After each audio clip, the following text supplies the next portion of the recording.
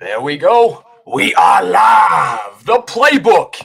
Gabe Zoda, my guy Keith McPherson, on the live today. How we doing? How we doing on the live? How we feeling? KM and GZ doing it like we doing it for TV. We got the whole setup. My man Gabe with the graphics, like we on Sports Center, like we on Fox Sports or something. We got breaking news from last night that everybody's talking about now. So, man, I can't wait to just roll into this live stream. People will join the chat, and we will go all around the wide world of sport. Yeah, I mean, let's get right into it. We already got people pouring in. Welcome to the stream. But Keith, I mean, were you up when John Harbaugh, that news was announced? What was your instant reaction to that? You know, everybody kept saying, "Don't let him leave the building. Don't let him leave the building." I'm like, bro, he didn't pack an overnight bag. He's got to go home. He's got to dip off. But like, he spent so much time in the building. And when I got the report that he was chilling with Jackson Dart, like Jackson Dart is an easy sell. Who doesn't like Jackson Dart? And when he left, I'm like, okay, this guy's going to take a flight down to Atlanta to go meet up with Matt Ryan and Arthur Blank? Nah. He's not going to waste any time with the Tennessee Titans, their ownership group, and that mess. This is the New York Football Giants. John Harbaugh was the obvious guy. You guys were thinking about John Gruden. You guys were thinking about Mike McCarthy. A lot of you were content with Kevin Stefanski. This is the best case scenario. They got it done. John Mara, I am happy for you. And you know who is the biggest winner of all of this? Joe Schoen. Yeah, 100%. I mean, everyone was talking about, oh, Joe Schoen was going to lock up these negotiations. What was his role going to be? I mean, it ended up being he's chilling. He's chilling. So whatever words he had to say, whatever vibe he had to bring out to kind of bring himself back into the fold. And I don't really think it was that as important as people were making it out to be. People were like saying all these weird things. To me, it was just, hey, you get these guys in a room, allow them to figure it out. I think John Harbaugh is going to have a lot of the say, but I don't think that was going to stop Joe Schoen from allowing this move to happen. Yeah, I think it says a lot about Joe Schoen. I know most of us talk down on him. I know I said the guy should have been fired. I don't think much of him. But clearly, John Harbaugh didn't have a problem with working with him. Clearly, he met with him, talked to him, and said, okay, I can make this happen, and we can have a relationship here. And obviously, John Harbaugh comes in, he commands respect right away. 18 years, Super Bowl winner, like a consistent winner. And I think Joe Schoen will have no problem taking a little bit of a backseat, but collaborating with him, getting some insight from him, and moving forward here to make sure they have a good free agency and draft and build this thing correctly for the Giants to return to prominence. Yeah, I mean, Keith, it's not like Joe Schoen has a history of not collaborating with his coaches. I mean, the only reason why Jackson Dart is the quarterback of the Giants is because he collaborated with his head coach and Brian Dable, right? So, like, I don't feel like there was a precedent of him being a dictator as a GM. It was always he was a guy that is willing to work with his guys. Fine, he has his opinions, and sometimes they're not so great, which is why I also wanted him to be fired as well. But now you have the coach in place, and you have a situation now with Harbaugh.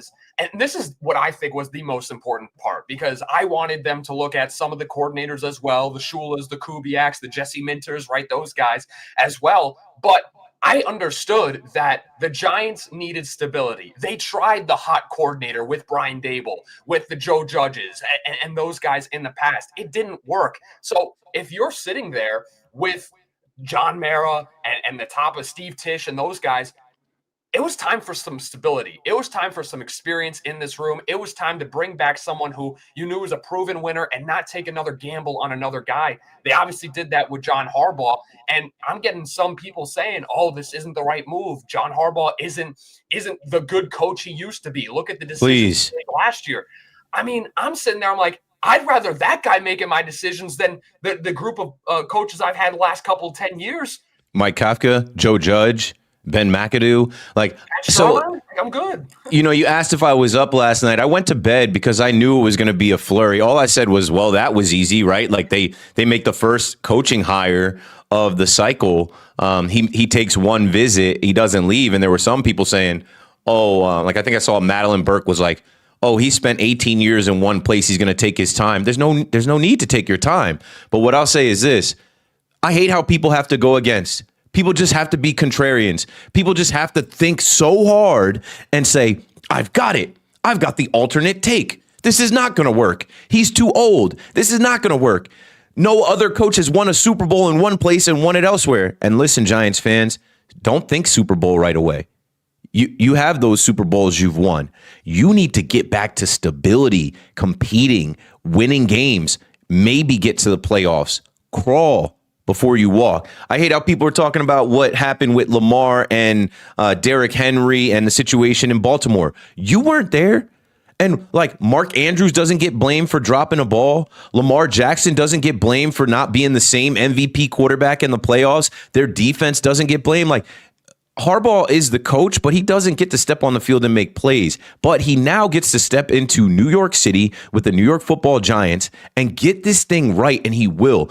The last four coaches, from Ben McAdoo to Pat Shurmur to Joe Judge to Brian Daboll, they hold no weight compared to this guy. The amount of knowledge and experience that he's going to bring from game day and everywhere in between. The Giants won. This is the best case scenario. They needed a coach with experience. They got the most experienced guy. You guys got to be thanking the Ravens. You got to be thinking Steve Bisciotti, like, yo, good job, bro. Like, you guys, one man's trash is another man's treasure. You guys don't want this guy. He's down the road in Maryland, where I'm sure he's going to keep his house, and it's a 3-hour drive to New York. He can rent a place up here for the next 5 to 8 years, however long he's able to coach.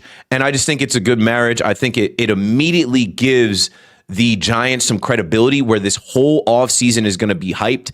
And when you get back to MetLife Stadium, those games are gonna matter. They're going to have a different weight to them now with John Harbaugh at the helm. And it sets an expectation. I felt like for the past couple of seasons, it was always, okay, they're trying to build something, but we still don't know yet. There's a lot of question marks. It feels like now with this team, with this young group of talent, it feels like there is an expectation from day one. From today, moving on, you know what you're going to get from a John Harbaugh team. And I think that is such a different culture just for incoming free agents, incoming draftees. Yep. You know what you're going to get as a player, because before you didn't know what you were going to get with Daboll. Is he going to get fired? How am I supposed to operate with this situation? You know that John Harbaugh is going to be there for at least 5 years, since I think they're rumoring 5 years, at least around $100 million for him. But now it's a situation that you have that stability, and you have a situation, the players are coming in, they know what they're going to get. And look, I mean, the rumors are already coming out this morning that Todd Monken's going to come with him as the OC. And I mean, you want to talk about perfect marriages, that there might not be a more perfect marriage than Todd Monken and Jackson Dart. Immediately, once Todd Monken came with Lamar Jackson, it was a different level of Lamar Jackson. The numbers instantly spiked up. He instantly won an MVP and should have won another one the year after that. Now you get him with Jackson Dart, a perfect marriage, of the RPO system, that run system with a good play action as well. That's what this Giants team needed, and now they got it. Like, I don't know how you can look, if you're a Giants fan or an objective football fan, and say, yeah, this isn't going to work. To me, it's just incredible. Anybody who gets on live or gets on anything and says that today. Yeah, people just got to hate. People just got to be contradictory. They got to go against. There's no reason to think that this can't work. This is an optimistic time. This is one of the best days, nights, and into the next day for Giants fans in a long time. Todd Monken, all season, it was talked about Jackson Dart doesn't know how to slide. He doesn't know how to get out of bounds. We saw Lamar Jackson, who's a runner, right? Not bad for a running back. We saw him evolve in the passing game, as well as knowing when to get down and not take hits. Expect that to be drilled and coached into Jackson Dart with both Harbaugh and Monken. Monken is a savant. Like, this Giants offense is going to be ready to go. And you know what? Somebody said to me, like, oh, they don't have enough players. What? They have players. They have players coming back from injury. They have they have the coach now that's going to attract players in free agency, and they have the draft to add specific skill positions and play. Like, go ahead and draft Carnell Tate. Go ahead and get that number 1 wide receiver with that pick now. That's another thing I wanted to mention here. Like, to hell with that pick now, right? Especially because, okay, you got the guy. I know there was a lot of talk a couple weeks ago about, oh, the Giants need to be one of those top 2 picks because, like, okay, now Dante Moore is going back, and it's an obvious move where, the Raiders are going to take Mendoza. That's got nothing to do with you. Take the best player available. And I know Harbaugh and Shane and Monken and whomever the defensive coordinator is, like, those guys are going to bring in talent. They're going to bring in the type of player that fits.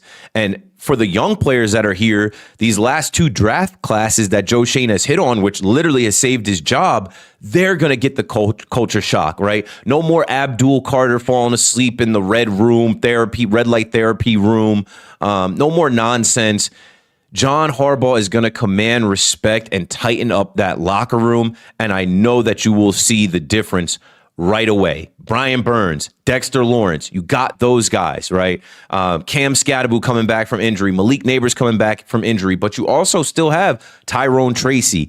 Do they bring back Wan'Dale Robinson? I believe so. Like, there are pieces here on this team. Even in the Giants secondary, Javon Holland, Tyler Nubin, Drew Phillips, there's some guys. Can they get more out of Deonte Banks? Like, draft some linebackers. Micah McFadden will be back. I think there's a lot of opportunity here, and that's obvious, right? Because that's why John Harbaugh took the job. There is more opportunity that he sees here than in Tennessee or in Atlanta or anywhere else. Yeah, and it simply has to do with that core of young talent they already have. He could have went to Tennessee. You had over $100 million in cap space. You have the young quarterback, but after that, you had nothing else. The Giants already have a lot more talent. I mean, even outside of the young guys, Brian Burns is still there. I don't know if they keep Dexter Lawrence, but he's still there, right? Like, you have these guys as well. And even if, as Kevin Matthews says, even if they don't go Carnell Tate, you have Downs or Reese that you could pick for the defensive side with that number 5 pick.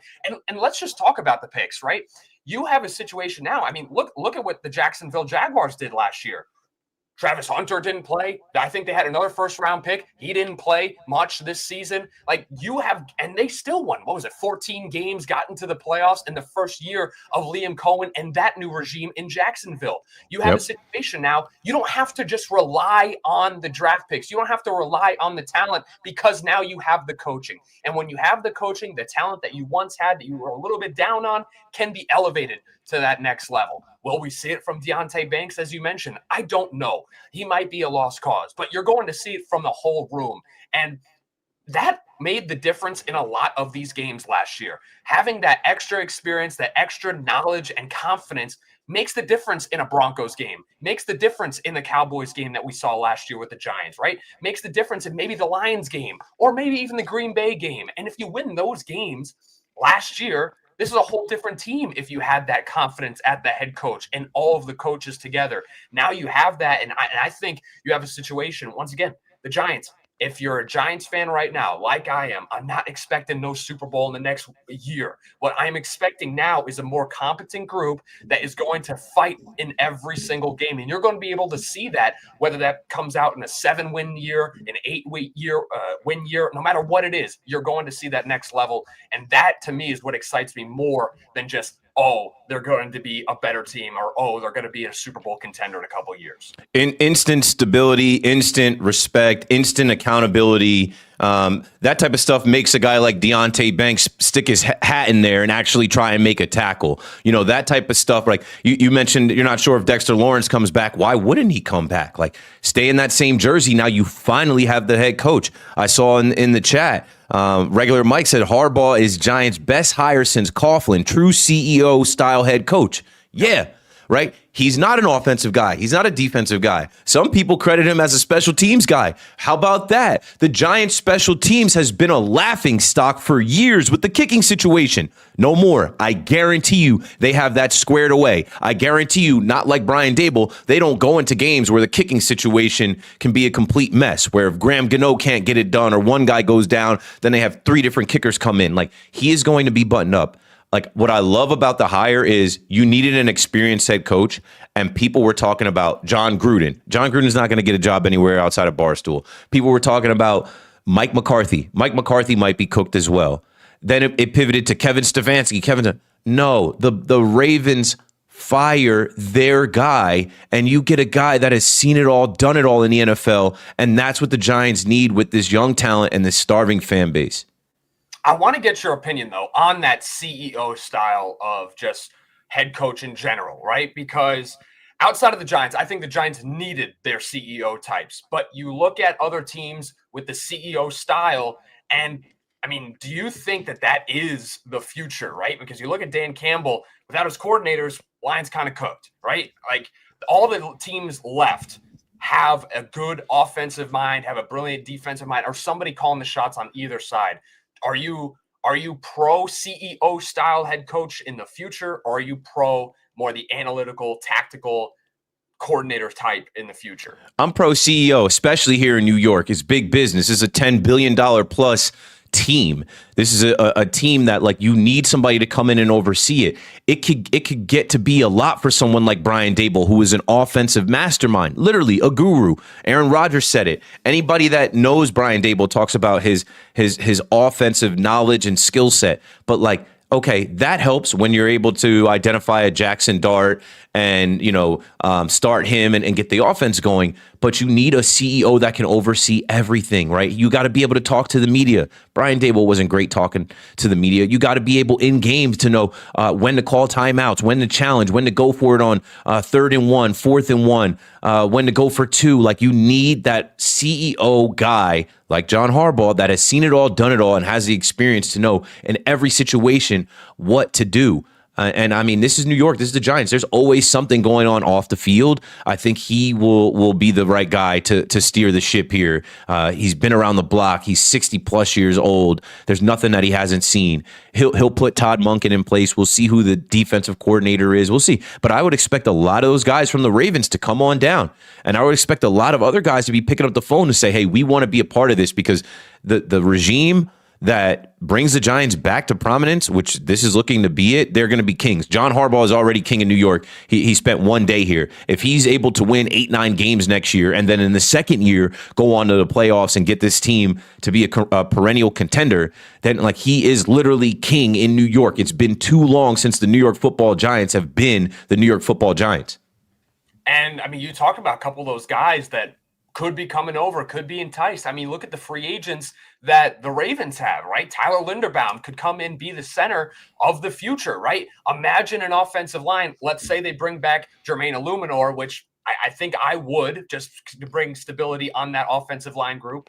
He's familiar with Harbaugh. Yeah, why not? You have Jermaine Illuminor on one end, Andrew Thomas on the other, and you have Tyler Linderbaum up the middle. Imagine the difference now, Jackson Dart having a middle of the line that is more secure. Imagine running, if you're Cam Scadaboo, Tyron Tracing, running behind an all-pro level guy like Tyler Linderbaum.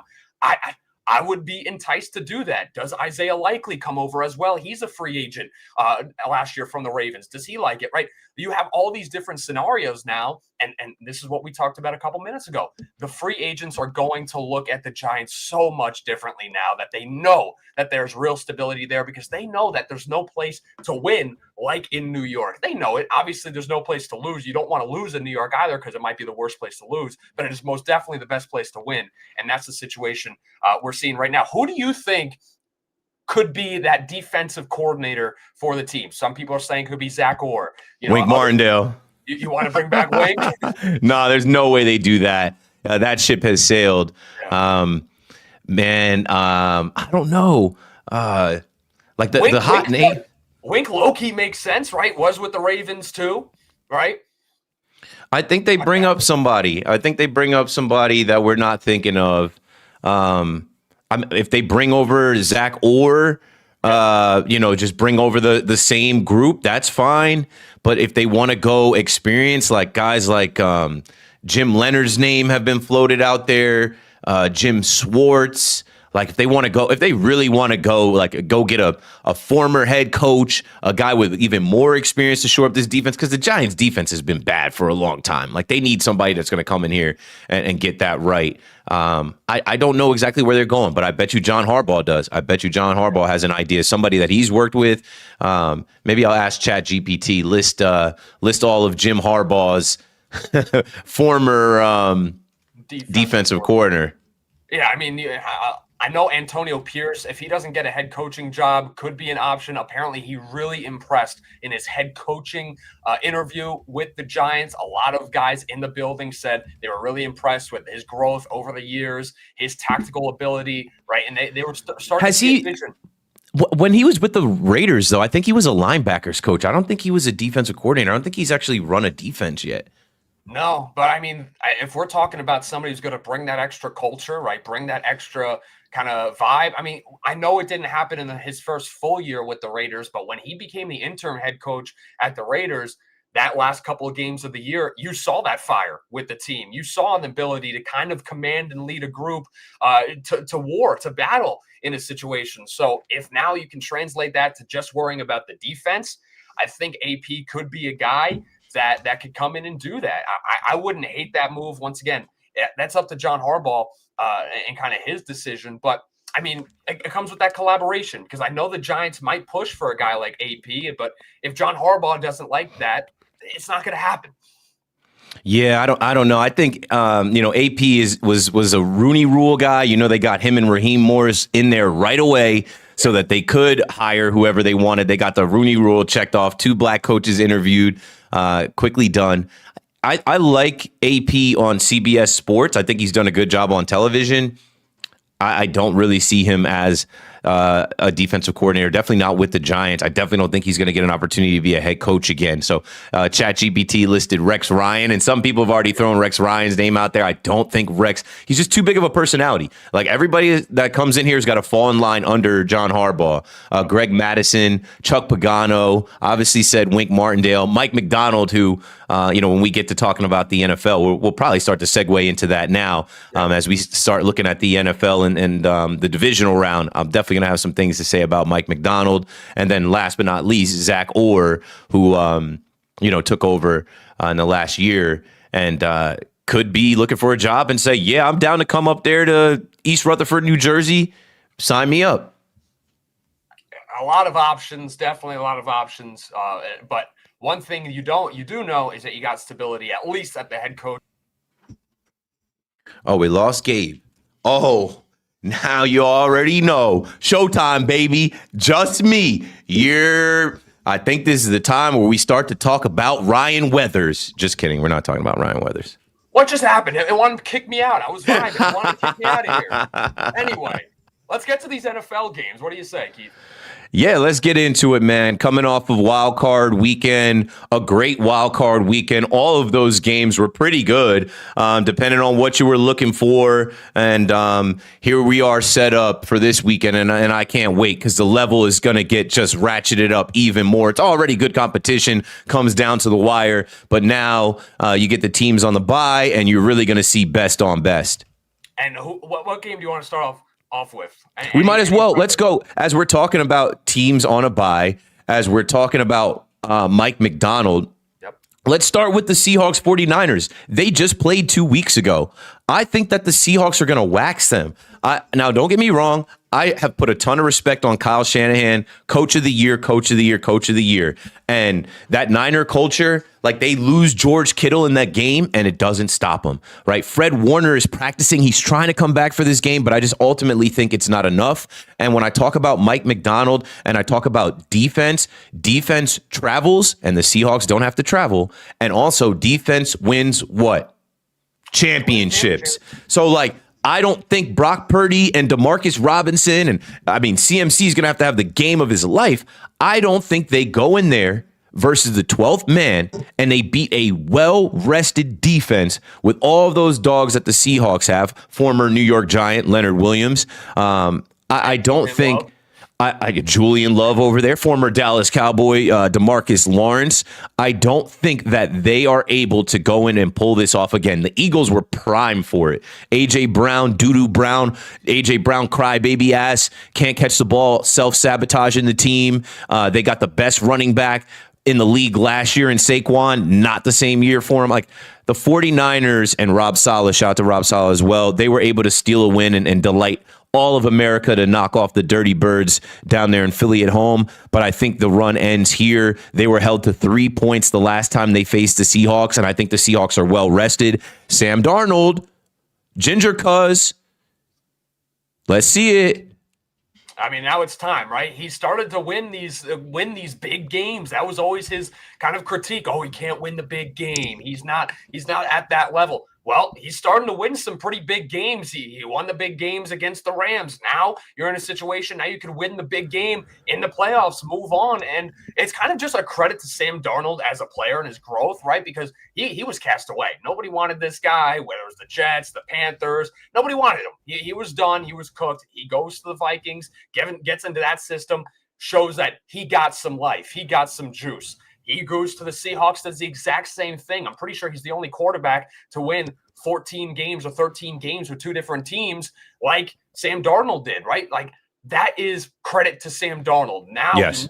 he needs to just avoid everything else and just be himself. He's got the team around him. He's got the offensive line. He's got, whether it's Charbonnet or Kenneth Walker behind him. He's got JSN. Jackson Smith and Jigba. Let's not say him first. Yeah, I mean, he might be the best wide receiver in the league right next to Puka Nacua, right? So that's a situation where you have to win that game. I don't think it's something where, oh, well, we'll just see what happens. You have to win that game, no matter who's on the other side. It's just that type of game, that type of season for the Seahawks.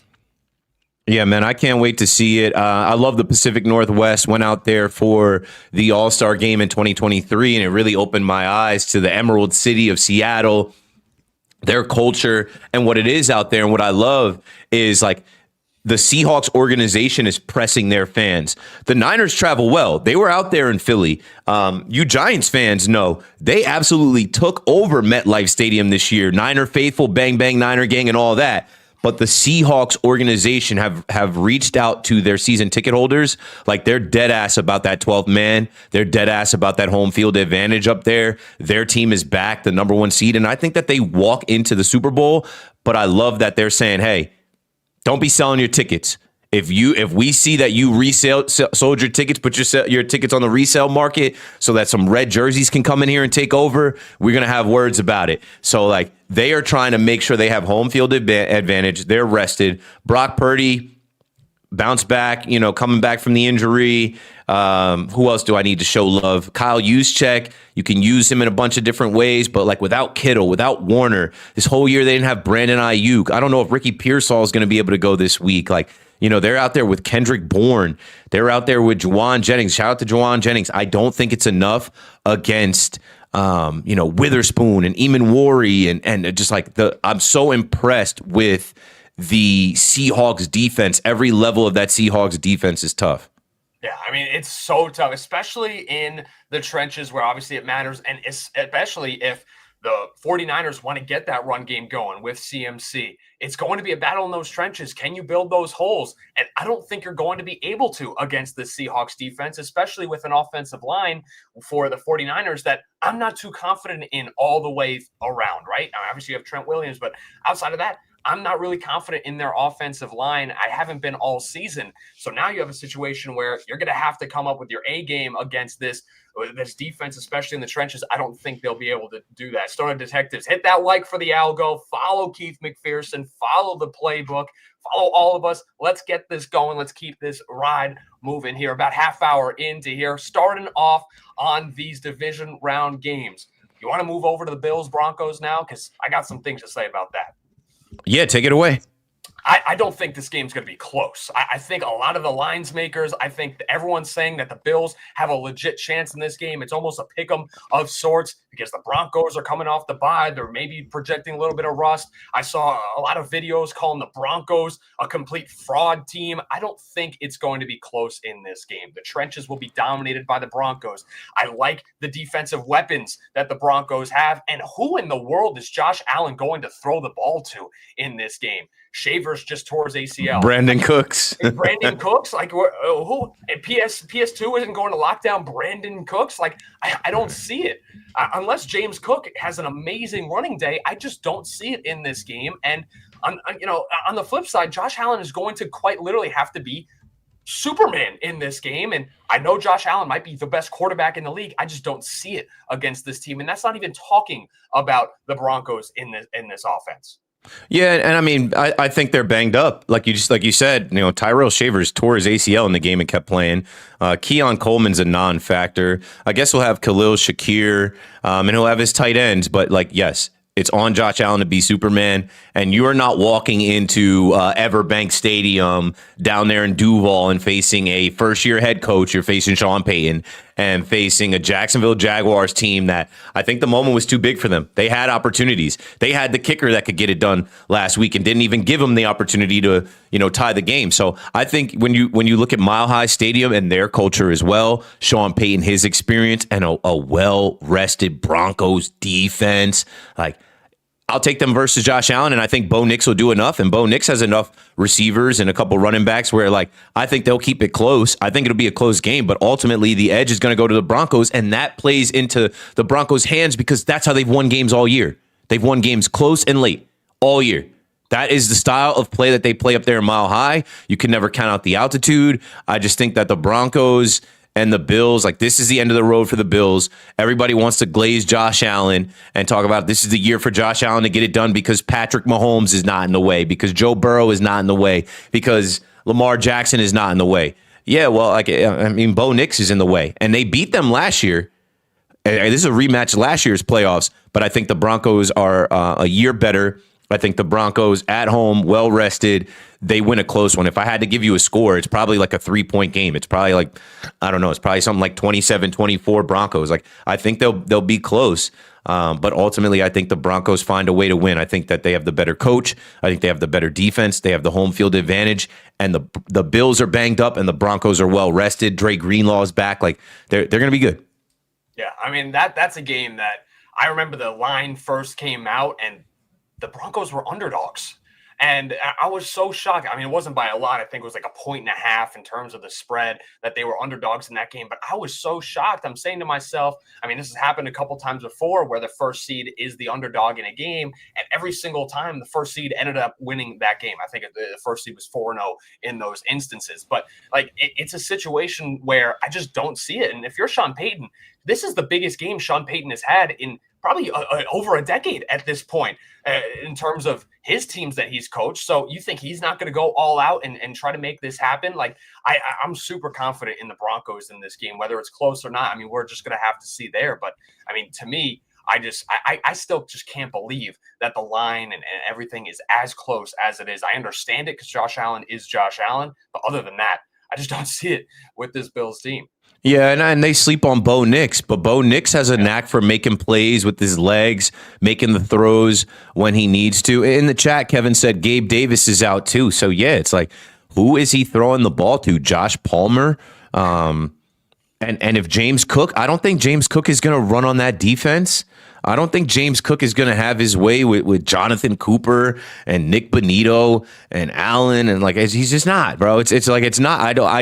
I'm trying to, like, think about how the Bills go in there and get a win against a well-rested team. It might even be more low scoring than I said. 27-24. It could be even low scoring. It could be like they might not crack. I don't know. Let me see what the over-under is, because they might not crack 60, 50 points. Like, it could be one of those low scoring kicking games that we're just like, the Broncos are going to have the ball at the end to win it. I don't know. I can't take Josh Allen. I thought that the Jags had a chance last week. I can't take Josh Allen to go on the road, especially after now they're posting videos of his wife, Haley Steinfeld, wearing a Broncos jacket. She used to be a Broncos fan. I know it doesn't matter, but it's a bad omen. It's not a good look. Wifey used to rock with the Broncos. So, yeah, the over-under is 45.5. Yeah, I mean, I wouldn't be surprised if the under hits on that. I wouldn't be surprised if the under hits on that. I wouldn't be surprised. It's going to be 40 degrees out there.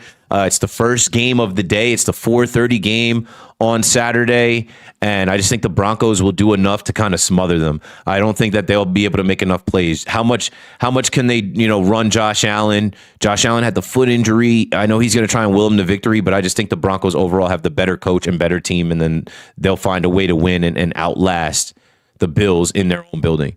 Yeah, I think that last point is the best point, right? You mentioned it. This is how they've won all year with the one-score games, with 11-2 and one-score games this season. There you go. It even plays into the Broncos' hands even more because you expect teams that come off a bye, they're going to start games usually slow, right? That's kind of what you expect. And even if the Broncos start off games slow, well, they've started off games slow all year, so it wouldn't be anything out of the norm for them. I do think, though, that if the Broncos get off to, let's just say, a 10-point lead in the first quarter, 10-0, they go off quick, the game's over from there. I don't see any way the Bills are built to come back into this game. But, hey, I guess when you have the better quarterback, the best player on the field, anything could happen if you're a Bills fan. Yeah, take care of the football. And that's the last thing I'll say on it. I've been telling people I'm saying for the Broncos to take care of the football. Josh Allen, I used to have this hard campaign against Josh Allen because he was a turnover machine. They used to talk about how Dak Prescott turned the ball over and Josh Allen was, ahead of him. Josh Allen, and mark my words, maybe we'll clip this because, if it comes true, it's going to shine. Josh Allen will have either one of two things happen: a costly fumble or a costly interception, or a third thing, miss a wide open receiver. He might have a wide open Brandon Cooks and miss him. He might have a wide open Khalil Shakir that could change the game and miss him. Where Joe Brady's got to dial up a hook and ladder to save the day. Josh Allen will be the one to lose the game for them. It'll be a close game, but it will be a costly fumble or interception or just wide open target missed. And you're going to say, that's the game right there, Josh Allen. Better luck next year.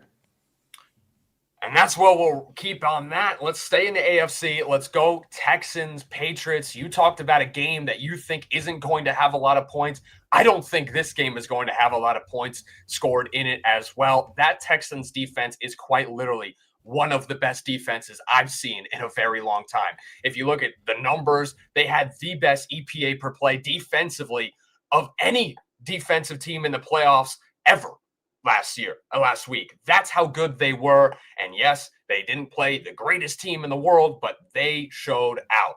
And I think that you saw what Jesse Minter and the Chargers were able to do against Drake May in that game. I think you'll be able to see even more defensive plays coming from the Texans side and make Drake May's life really struggle. And I don't know if the Houston Texans are going to win because they have their problems on offense, but it is going to be a slugfest. It is not going to be a high-scoring game at all.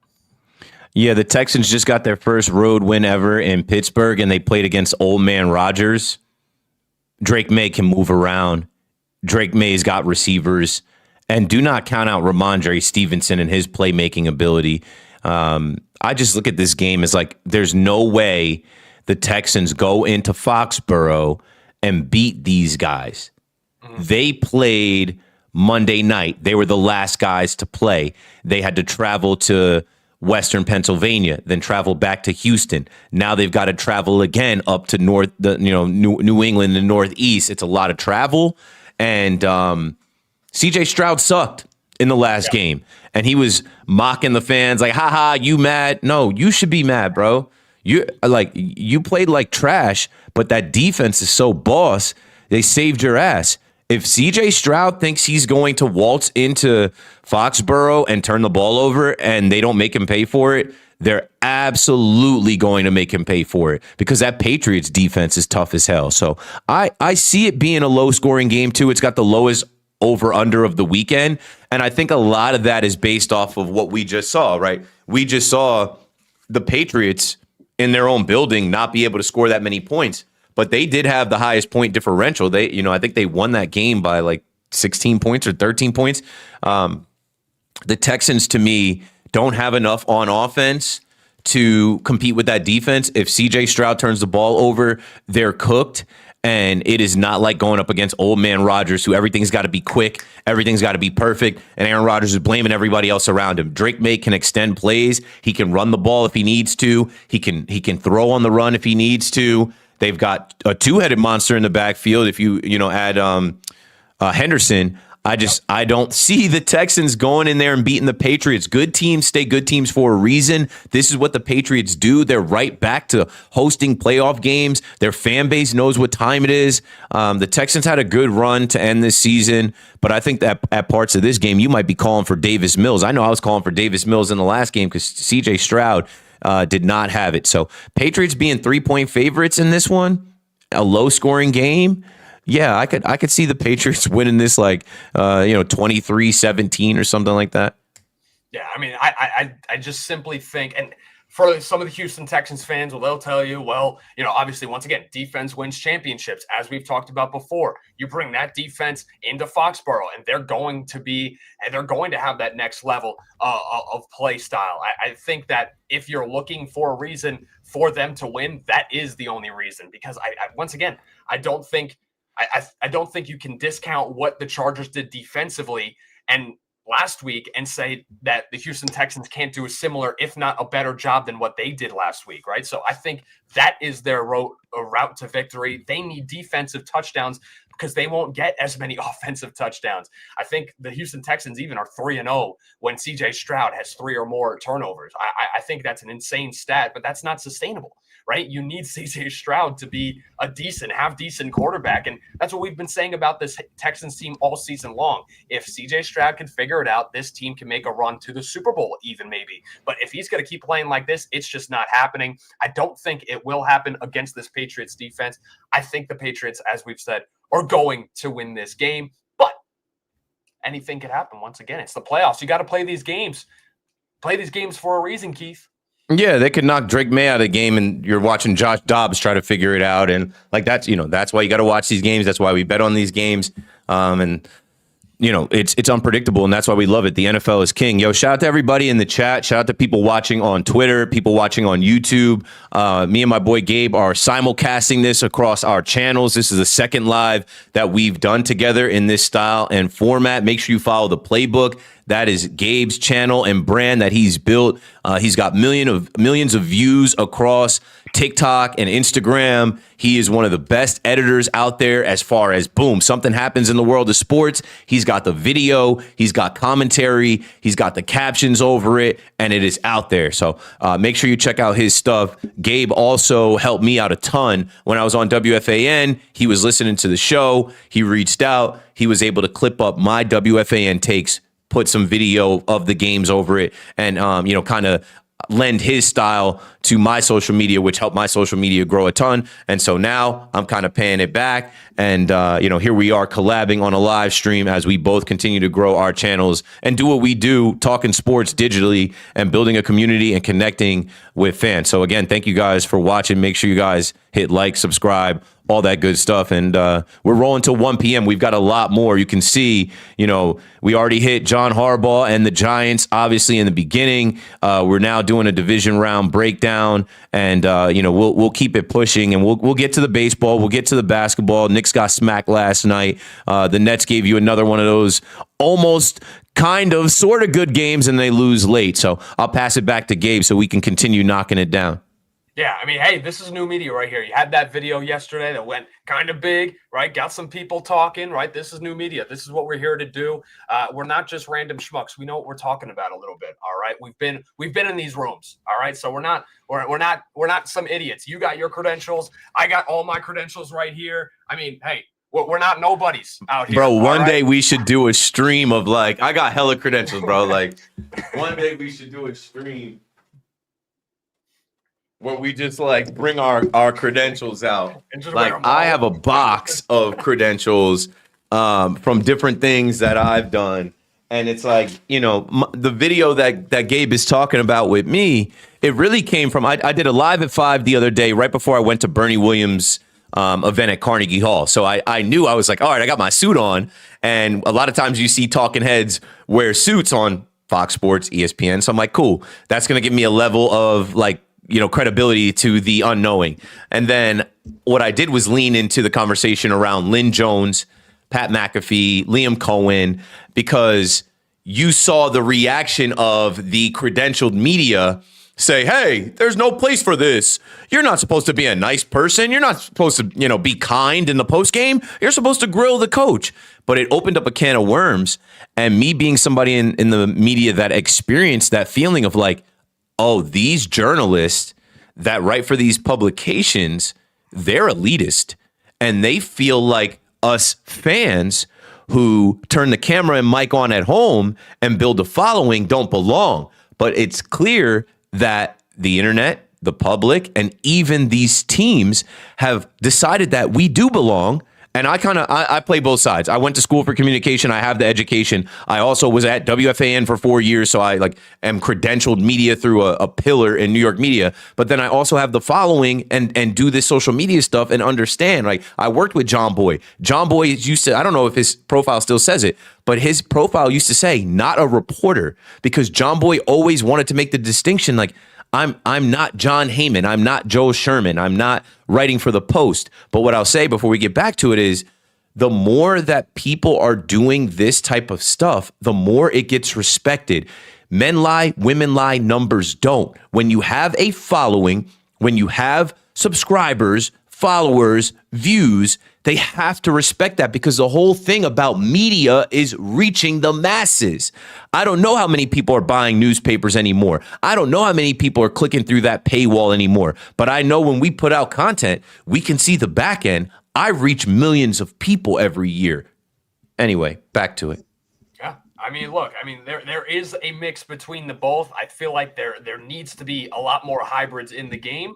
And that's what we're here to do, to bridge that gap. I do think there's a little bit too much of polarization of, if you're a social media guy, you're a clown, you're a gimmick. Oh, if you're a journalist, you're super tight, buttoned down. Look, I cover the New York Liberty, for anybody who doesn't know. Over here, you don't see it, but I have my New York Liberty 2024 championship banner or towel that I was a part of. I was able to cover. Like, I'm a person that's been in these rooms as well. Like, I know that there is a mix, and that's what I strive to do, and what we'll continue to do, whether it's through these platforms, through my platforms with the Liberty. Like, there is a mix, and we need to understand that as well.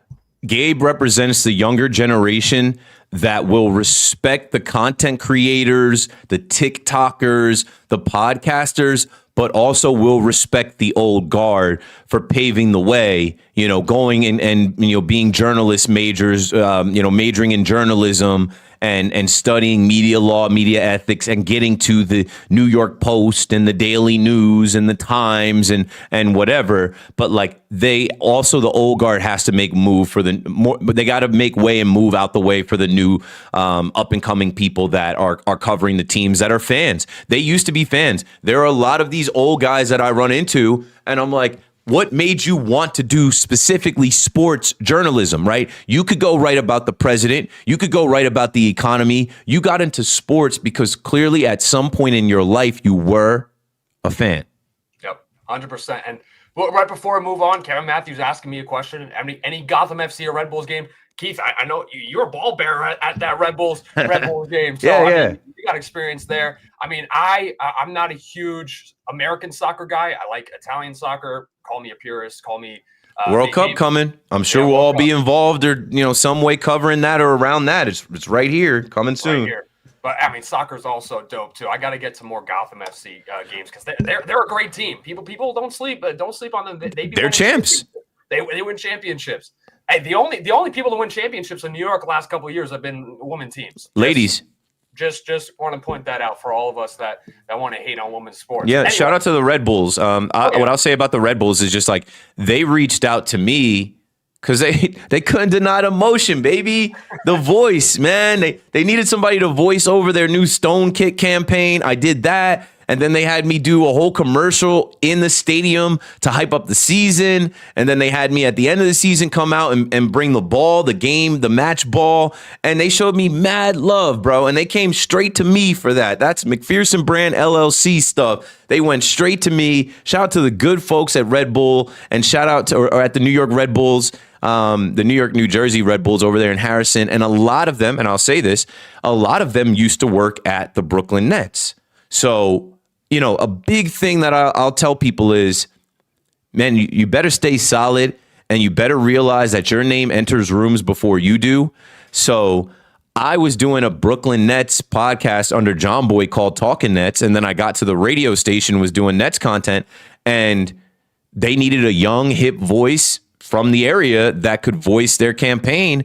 And those people that were at the Brooklyn Nets, shout out to Anthony and some of the other folks that were there that went over to the Red Bulls, were like, we got the perfect guy, Keith McPherson. Keith McPherson's voice, his style, he'll be perfect for this. And so that's how the Red Bulls got me. I know there are a lot of Yankee fans that are like, come on, bro, you're supposed to be NYCFC. Nah, man, I'm a Jersey guy. They play over there in Harrison, New Jersey, and they reached out and they put money in my pocket, man. It's business at the end of the day. And you can buy loyalty. The Devils have bought my loyalty the same way. The universe never unconnects. That's what you always say, right? So hell yeah. More examples of that. Okay. Let's get back to more football. All right. We got one more game to cover in the divisional round. We'll get to the national championship as well. And then we'll get to more New York sports, baseball, basketball. But let's hit this Rams-Bears game.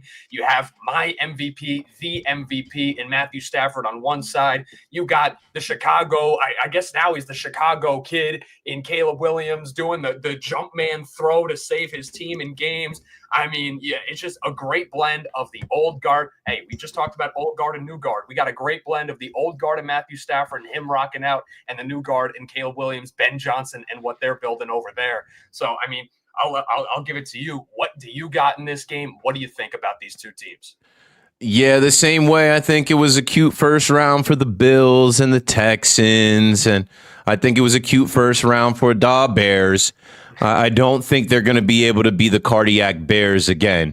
They're expecting points in this game.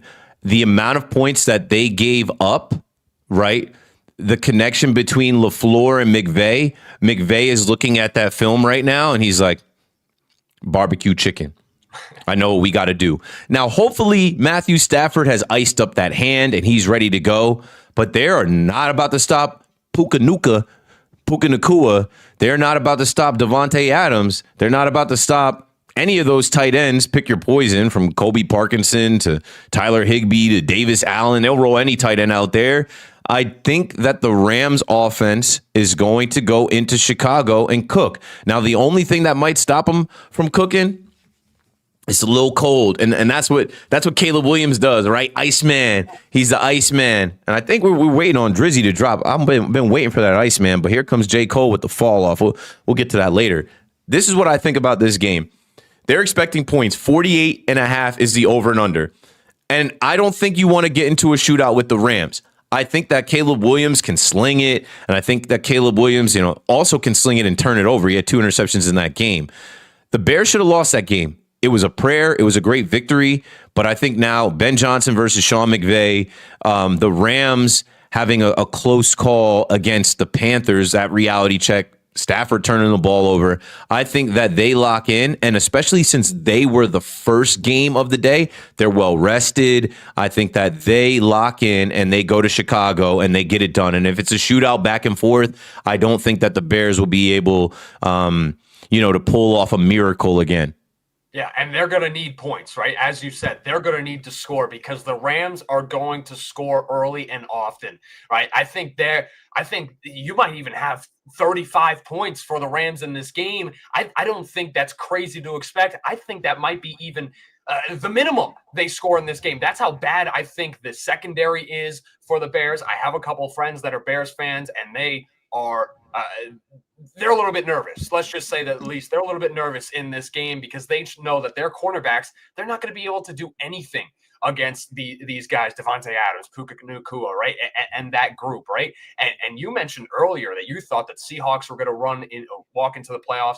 The Rams are my team to win the Super Bowl and get to the Super Bowl in the NFC just because that offense is incredible. Yes, we saw what happened with the Seahawks, their defense, them winning games in that close game already at the end of the regular season. I just think the Rams are meant for this playoffs. I think this is where they show once again that they didn't just go all in 2019. They stayed built, they stayed prepared, and that's a franchise that every team should try to emulate, right? The Rams, whether it is capitalizing on an older quarterback, but building around him the right way. I love this Rams team. They draft right, especially defensively as well. Like they spend, the least amount of money on their defense, and they're still respectable on that defensive line with Jared Verse and some of those guys as well. Yeah. Like that's special that you could have. And that's credit to obviously Chris Shula and McVay trusting in his guys, motivating his guys, and building a good group around them. But man, that is a really good team right there in the Rams. Yeah, they hit on so many picks in the draft, which is hilarious because they said F them picks, but then they go and get Braden Fisk. They go and get Jared Verse. And then they even have some crafty moves that they made. Like they picked up Emmanuel Forbes Jr. and saved his career. I look at the Rams like this. Like you just said that they're your pick to go to the Super Bowl. I got the Seahawks over them. Stafford is old, man.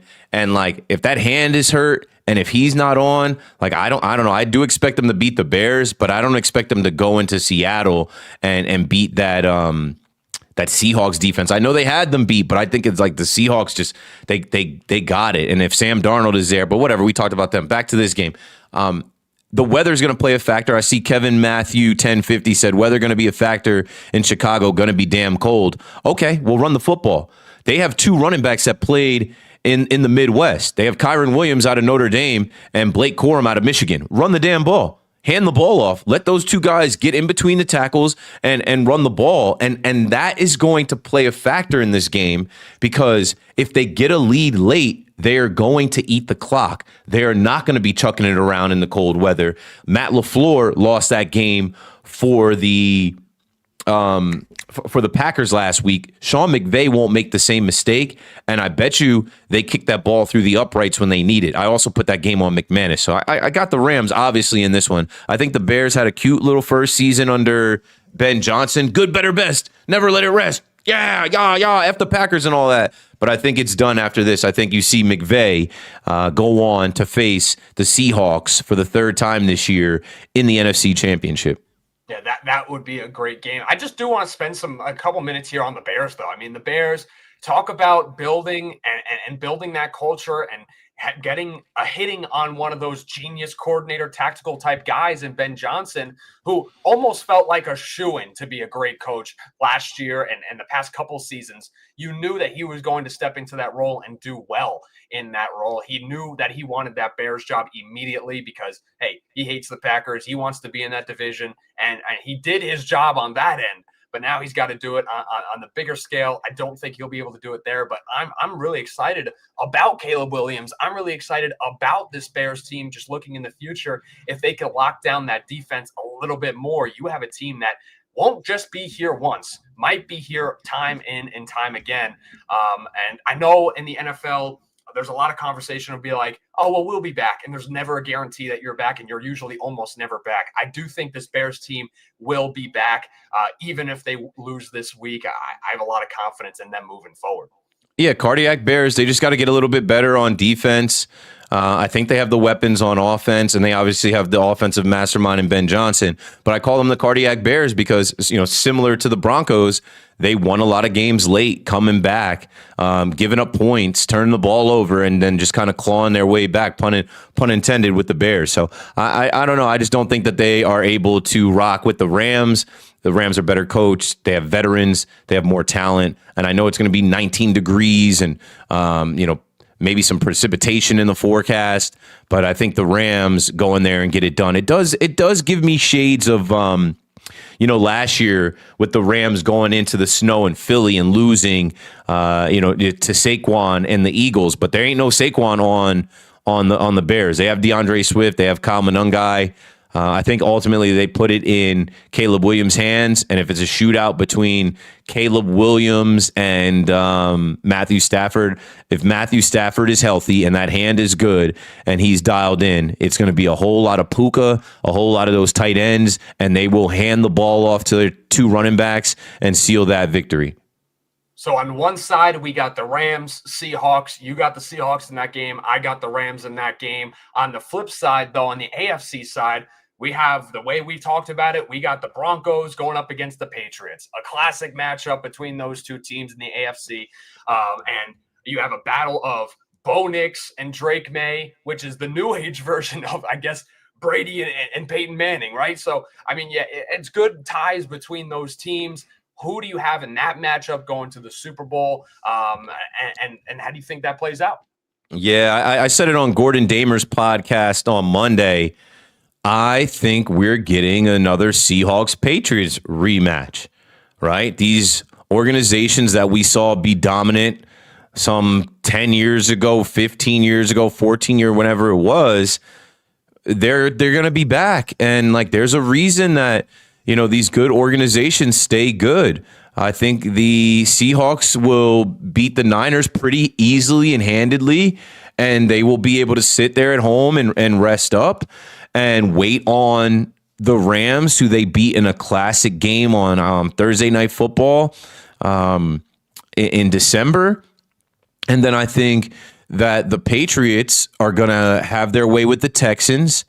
And then whoever comes out of that, I think the Broncos, the Patriots have to go to the Broncos. I think that the Patriots can beat the Broncos in their building. I don't know. For some reason, it clicked to me last week. I'm like, I've got Seahawks, Patriots, Super Bowl. And I don't know. I could be wrong. Even as I'm looking at these games this weekend, I go, where's the upset? Yeah. Where's the upset? I don't see one. Yeah, I don't see one. I don't see one either. We did have some great games last weekend. I hope the games in terms of quality stay the same, but I think we know the winners there. I mean, in terms of Patriots against the Broncos, I like the Patriots, as you said, as well. I think they are more well-rounded offensively, defensively. I think they got the better – I don't know. I think they got the better vibe right now, and I think they're going to keep pushing the Drake May train, and Drake May's getting the most love ever. And he deserves it, right? I mean, he's been an MVP superstar. He is an MVP candidate, could win the MVP as well. So they're going to give it to Stafford. They're not going to give it to the kid in his second year, but he deserves it. I mean, the numbers are there. They're winning, and I would give it to him. Yeah, I would give it to him as well, just because, hey, I think he deserves it as well. Okay, so we got Patriots, Seahawks, Super Bowl. You got the Seahawks ended up winning that because you said they're going to win the Super Bowl. And we'll see how it goes. That's 1 hour down, folks. Keep the hype going. Almost 500 people collectively in the stream, in the chat. Get in the chat. Talk to us. Let us know your thoughts. We love interacting. So make sure you're in the chat talking with us. Tell us what you guys think, because now, second hour here, we're going till 1. We're going to talk national championship, then talk more about New York sports, whether it's the basketball teams, whether it's the baseball teams. We're going to cover it all. Don't worry. Let's be patient. But let's get into, if you're ready, let's get into this national championship. Indiana against the U. I mean, you have a situation now where you had Indiana, which was the worst college football team ever, right? Ever, most losingest college football team. They now got their new regime, and Cignetti doesn't care about the old Indiana. He cares about the Indiana now and what he's got with this team. You have the U playing their first kind of their biggest game in the last 24 years, it seems, as well. I mean, you have two teams that are just built kind of for success right now, and could be in the future as well with Indiana. But I mean, where do you want to start off with this matchup? I'll start off with just the overarching themes in college football: an expanded playoff, a transfer portal, NIL. Those three things made this possible. Yep. Follow me. The expanded playoff. Miami wasn't supposed to be in. Why is Miami in? What's Miami? Miami's not supposed to be in there. Yeah, okay. Look what they did. They went to Texas A&M, beat them. Trinidad Chambliss and the story for Ole Miss this year knocked them off, and now here they are hosting. Right, the tickets are insane. It's like $5,000 to get in there. Hosting, like, Miami is going to be so lit on Monday night. All of the Miami alums, all of the Indiana alums. I have some friends that have gone to both schools. And then every celebrity down there in Miami is trying to get into this game. It is going to be cracking. Shout out to Carson Beck, who said, I'm not going to the NFL. I can go make $4 or $5 million and go to the U. Go to the U. Malachi Tony, baby Jesus, supposed to be in high school. Young man is a grown-ass man. And Mario Cristobal, who, they were pissed at this guy, but they love this guy now. He's got that organization or that program completely back. The U is back. But I hope they lose, because I don't want to see Michael Irvin take his belt off again. You don't want to see a 60-year-old man, going BTA, and especially in a game where they barely beat Ole Miss. That's not BTA. You know who had BTA, belt to ass? Indiana put belt to ass over Oregon. And when we talk about the transfer portal, right, and we talk about NIL, Oregon always has some of the top players in the country, 5 stars, 4 stars, not IU. What IU has is the mad scientist that is Kurt Signetti, who is special to me and in my heart because the school that I signed my letter of intent to, James Madison University, he helped James Madison University go from Division I FCS to Division I FBS. And in this expanded playoff, you saw James Madison University go to Oregon and play. That's something we never thought was going to be possible. But we also never thought it'd be possible for Indiana to be in a national championship. Not this fast, not with this motley crew, this, group of scavengers. I forget what Mendoza called us. He said we're misfits or something like that. Like they are. These are kids that a lot of them came from JMU. Kalen Black, Elijah Surratt, some of the guys on defense, like they came from Harrisonburg, Virginia with Kurt Signetti to Bloomington. And they immediately started competing. They made the playoff last year, and now they're in the final. Mendoza's the Heisman Trophy winner. Mendoza is going to be the number 1 overall pick. And what I'll say about these kids, they don't give a fuck. They don't care. They don't care about what logo is on your helmet. It could be Bama. It could be the U. It doesn't matter. Oregon, whatever. These kids have played 4 years of college football, most of them. They're experienced, and they've got a coach that it has them prepared.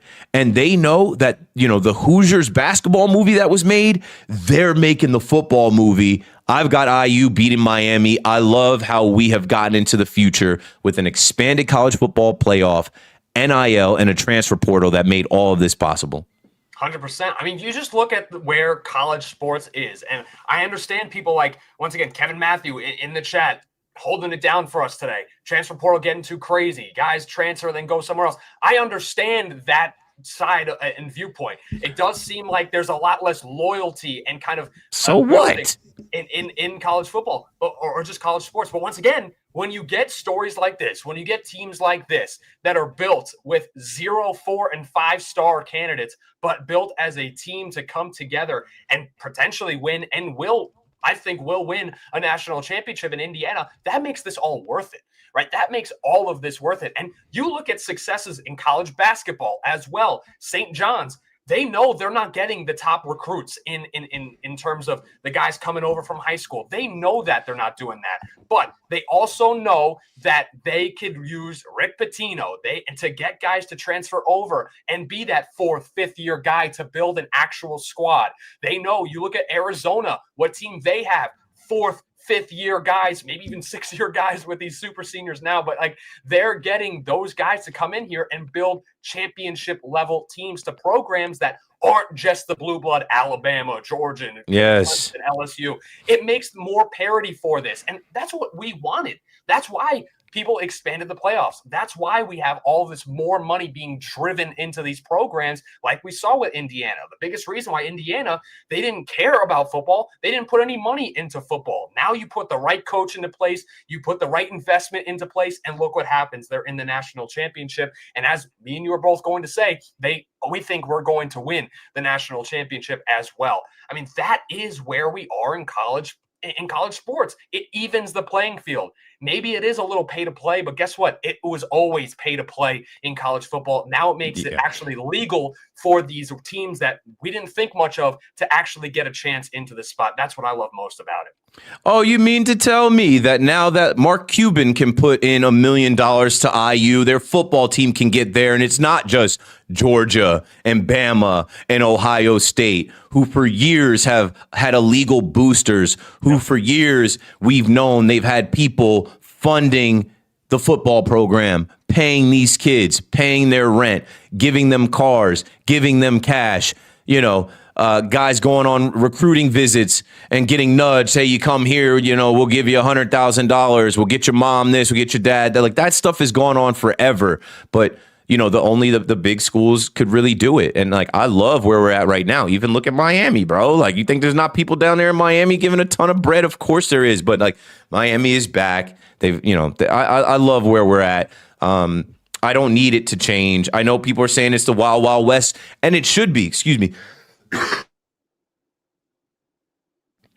It should be, because for years, the NCAA and these coaches and the TV deals that they made millions of dollars on the backs of these kids. I'm a former college football player. I transferred, right?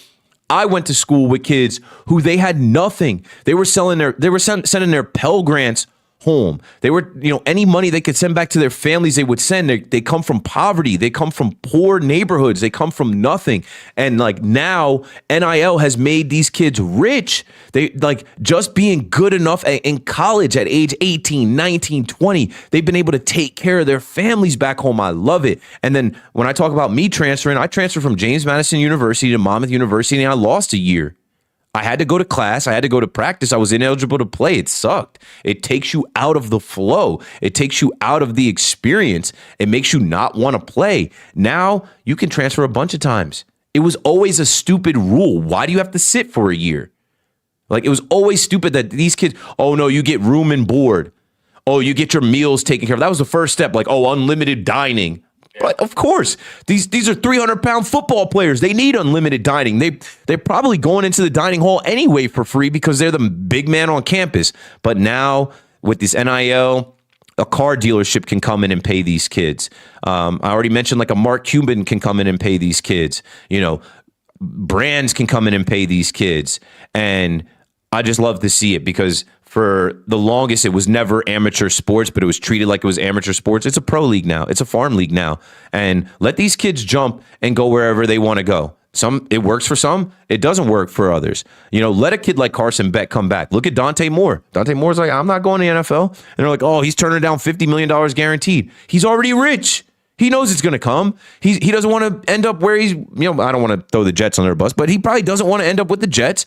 And he needs another year of seasoning. And he has that afforded to him in college, where it's like, okay, instead of going back for another year and taking, illegal benefits and having to watch over your back, you can go in and get this money and you can still be big man on campus. I hope Trinidad Chambliss, I hope they fight it. I know they're not going to be able to fight it because he went to Ferris State before he went to Ole Miss. But Ole Miss is trying to sue the NCAA to get him another year of eligibility. Why wouldn't you want to be big man on campus? I'm sure he's got some hottie toddies waiting for him on campus. He ain't trying to leave. He wants to run it back with Ole Miss. Maybe next year he'll be the Heisman favorite. Maybe next year they'll be the national championship favorite. I love what has happened to college football because those kids were getting done wrong for decades. Yeah, and you talk about just having to miss out a year. That hurts a lot of people. I mean, I went to college at Hofstra University, and right now, in terms of just their basketball, because we don't got football anymore, but in terms of basketball, a lot of kids have gone from mid-major to a high-major program. I mean, just over the past couple of seasons, you've had guys like Aaron Estrada, who was killing it at Hofstra. He goes to Alabama. You have a guy like D-Stone Dubar, killed it at Hofstra. He goes to Tennessee, right? These are guys that can use also these mid-major programs to get themselves bigger platforms for themselves and get themselves where they believe they deserve. And that even works on the flip side. You have the top prospects that maybe weren't getting the opportunities on those teams, right? Like a guy like, I'm just going to throw Bryce James out there, even though it's just a terrible example, but I don't really have on the back end. But or I'll even say this, Aaron Estrada, who went to Hofstra, he started at Oregon. He was getting no playing time at Oregon. So what did he say? Okay, I'm going to go to a mid-major school. I'm going to get my reps. And then he went to St. Peter's. He went to Hofstra, was getting his reps, got better every single year, and then got himself on a championship level team in Alabama that year where he was there. That's what this is meant for. I know we could talk about, there's no loyalty anymore in college football. Well, guess what? The schools aren't loyal to their players. So why in the hell should the players reciprocate that loyalty to the teams when sometimes they're getting done super wrong? And you talked about guys that aren't making a lot of money. They getting college sports is their way out, right? And they weren't allowed to really benefit much off of that outside of just in-school benefits. Now you have a situation where, remember before it was like, if you tried to sell something like your jersey or your helmet, right? Now we're going to fine you $1 billion. Stupid. And it was terrible. Now you see guys selling their jerseys, selling all this stuff. They should be doing autograph signings and appearances and have deals with Nike and have deals with whatever brands. If it's Celsius that wants to advertise with you, so be it, man. There is no loyalty. The loyalty is to the almighty dollar in anything that you do. There is no loyalty. You're fooling yourself. And like Derek Jeter said this. He said, loyalty one way is stupidity. They'll replace you anywhere. In college, in your job, in business, they'll replace you. Loyalty is to the almighty dollar. Where can you earn the most money, make the most money for yourself, and ultimately be happy? Like Ty Simpson just said something. He said, and this to me I think is crazy, but whatever. I think the kid wants to go to the NFL, and now with Dante Moore not being there, he might be the number 2 quarterback. So On3 put out massive NIL offers from other schools couldn't delay Ty Simpson's NFL dreams. Tennessee, Miami, and Ole Miss were offering him $4 million. The Hurricanes upped it to $6.5 million. His quote was, Miami was kind of like, all right, we're moving on. And then they lost out on Sam Levitt and came back to that big number. And Ole Miss called again, and they said they couldn't match it. And he talked about what he did at Alabama. I'm trying to find the exact quote, but he basically talked about what he built at Alabama. He said everybody would just remember me as the guy who took all of this money and went to Miami or Tennessee for this last year. But I was a captain. I put my hand and footprints in the cement at Denny Chimes. I would have lost everything that I built at Alabama. What the fuck are you talking about, bro? You guys lost in the Roll Bowl. You got ran out of the building by Indiana, and you got knocked out of the game. That's what you'll be remembered for. You didn't build anything there. They don't love you like that. You ain't Kobe. Like, what are you talking about, bro? Like, yo, go get your money, player. But hey, I can't knock him because maybe he's the number 2 quarterback taken. Maybe he has a good pro day and a good combine, and he does get his money. But I thought that was ridiculous that he's talking about what he built at Bama in 1 year. Bro, you know what they'll remember you for? You lost that first game to Florida State, bro. What are you on? What are you smoking? What are you even talking about? What you built at Bama? Man, if Miami is in the national championship and Carson Beck is about to go to the NFL and Miami's offering you $6.5 million to come to the beach and hang out with supermodels and be the quarterback of the U, and instead you're going to go get drafted potentially by the Jets or the Steelers, you're bugging out. Yeah, no, 100% right. And look, you have a situation, especially Bama. They ain't remembering you unless you're winning a championship there anyway. So, like, what are you talking about? They already want Peter DeBoer out of there as their coach. What you built? You built a damn thing. Yeah, bro. As you said, get your money. You are afforded that privilege now, and he would have gotten. As you said, he was getting offers all around. So I just think it's ridiculous to have that mindset in this platform, in this area of college football. It's beyond me. I don't know. Hey, you want to talk about the game though? Let's talk about the game. I got Indiana, and I think let's look at what the spread is. I'll say this while you're Indiana's minus 8.5, double that shit. Yeah, I mean, a lot of people are going to have money on Indiana. I think, look, the only way that this game is close or this game it goes in favor of Miami is if that defense is just incredible. But we saw, I mean, they played well, right, in that semifinal game, but they are without a lot of their defensive backs. They are thin on the defensive end. And yes, they performed, but now you're in a different beast here with an Indiana team that, fine, they don't have the top recruits, they don't have the top talent, but guess what? They have a team, a well-oiled machine that is going to go in there, play the right way, and they're not going to make mistakes. They're not going to turn over the ball to you. They're not going to take a lot of sacks against you, right?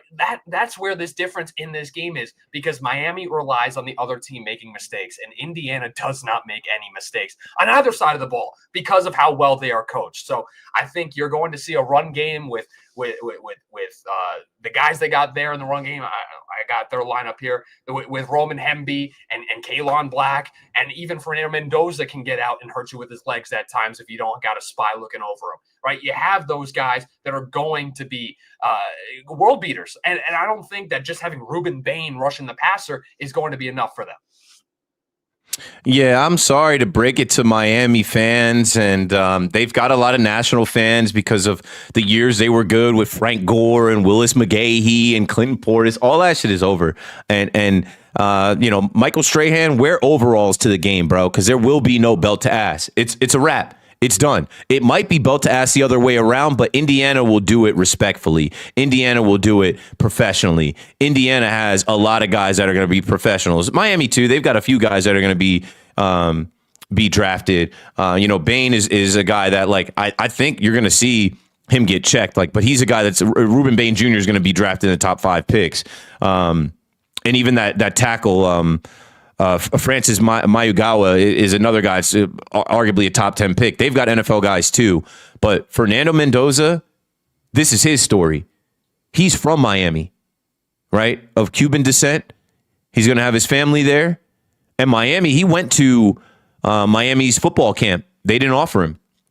This is his time. He's going to dominate them. He's going to be accurate. He's going to be smart with the football. He's going to shine. And you are going to see some grown-ass men against some younger players, but you're going to see some grown-ass men from Indiana go out there and be very businesslike under Curt Cignetti and win the national championship. They haven't lost all season. They have gotten better all season. They have picked up steam.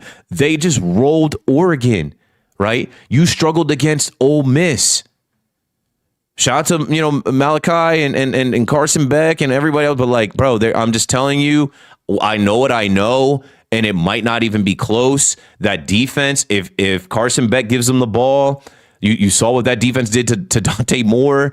They've got plenty of film. They can run it. They can throw it. This is Fernando Mendoza's story, right? That's why it's in Miami. Not for the Miami Hurricanes to win a national championship in their city. No, it's for the Heisman Trophy winner, the #1 overall pick to complete the movie, win the national championship, build the statue of Curt Cignetti in Bloomington. Go IU. The Indiana Hoosiers are about to win the national championship in football, not basketball. Yeah, and I think that's my favorite part about it with this whole story with Indiana is the way that they conduct themselves, right? Whether it's based off of Cignetti or not, they aren't putting any more flash onto themselves. They just go in there, they do what they need to do, and they're out, right? They give you some great speeches pre and post game, whether it's Mendoza or Cignetti.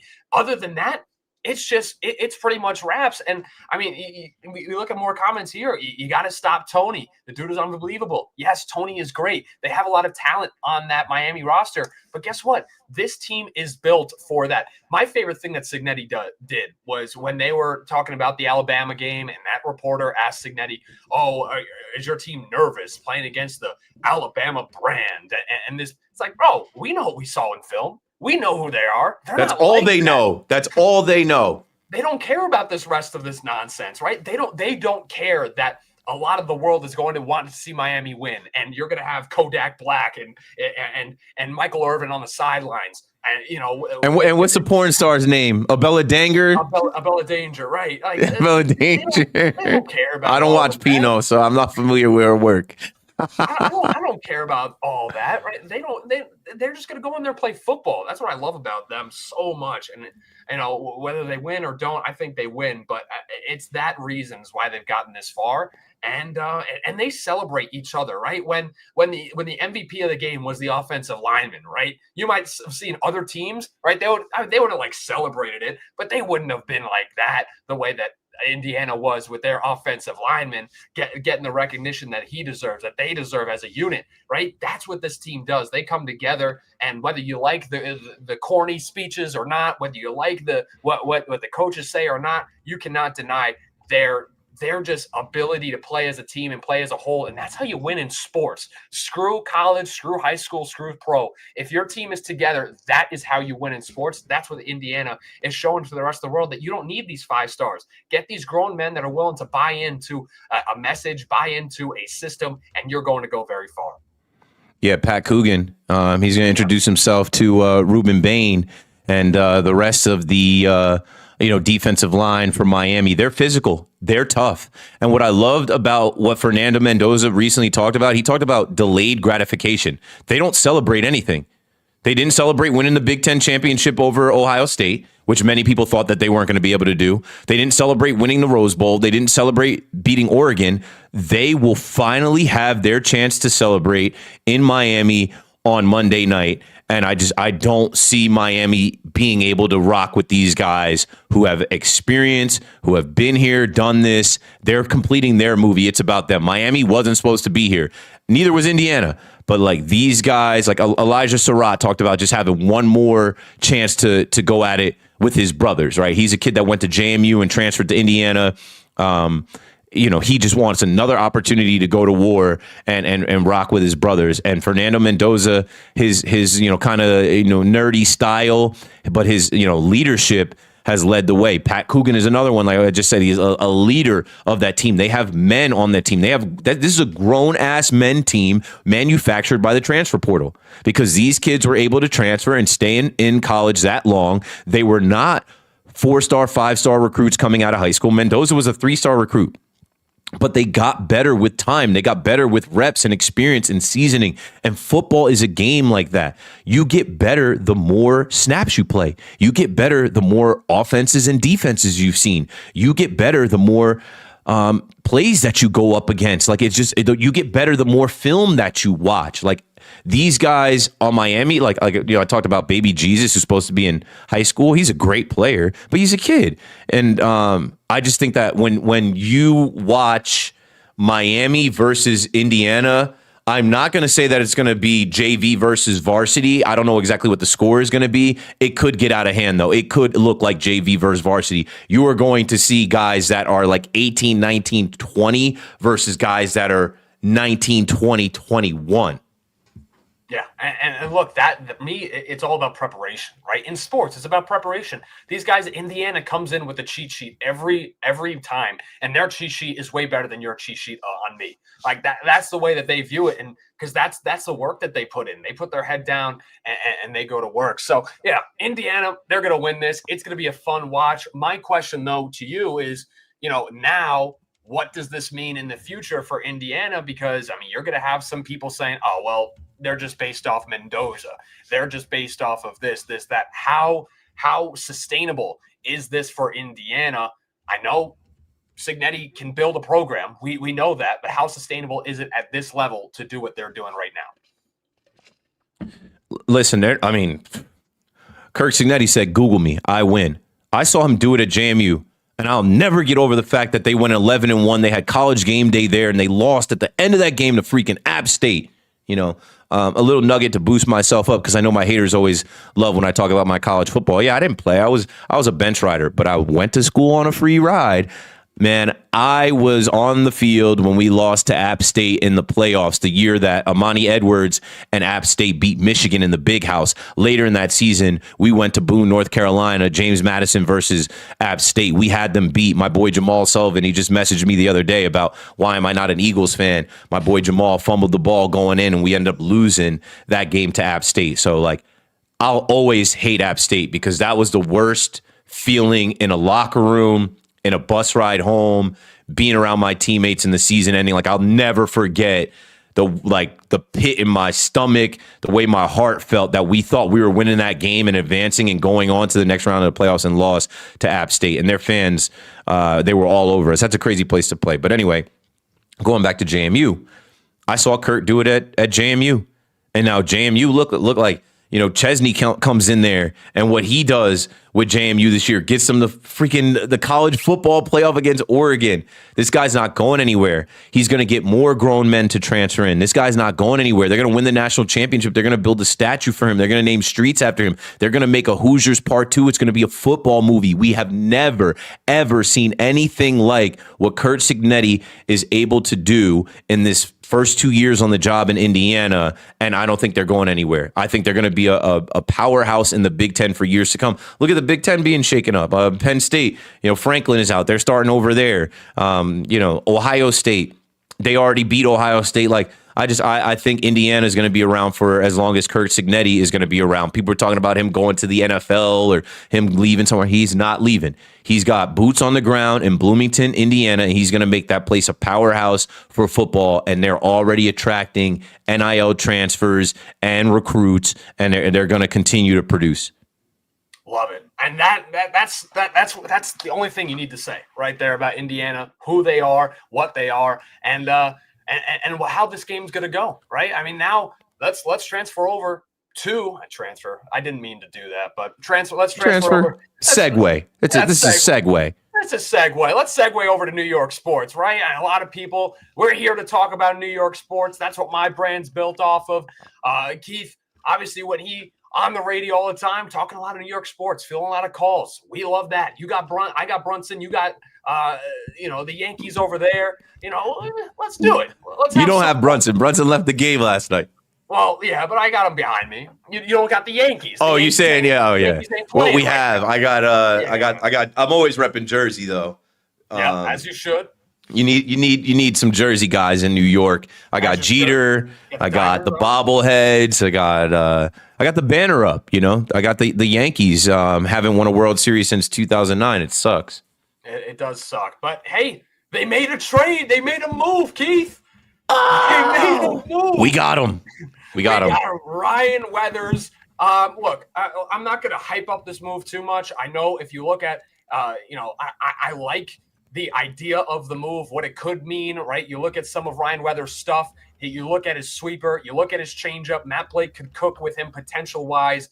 It's there, right? And a lot of people who know a lot of things, who know more than me, tell me that this is a lot of good move. But it's a Cashman special. It is a complete Cashman special, him trying to make that next level under the radar move. But my question is to you, Keith, is like, how many under the radar moves does this team need until they go, hey, screw the under the radar. Let's go over the radar and get the guy we need to actually win a championship. Because at the end of the day, stars win championships in baseball when you got them. It's super mid, bro. The New York Yankees are supposed to be so famous that they don't need names on the back of their jerseys.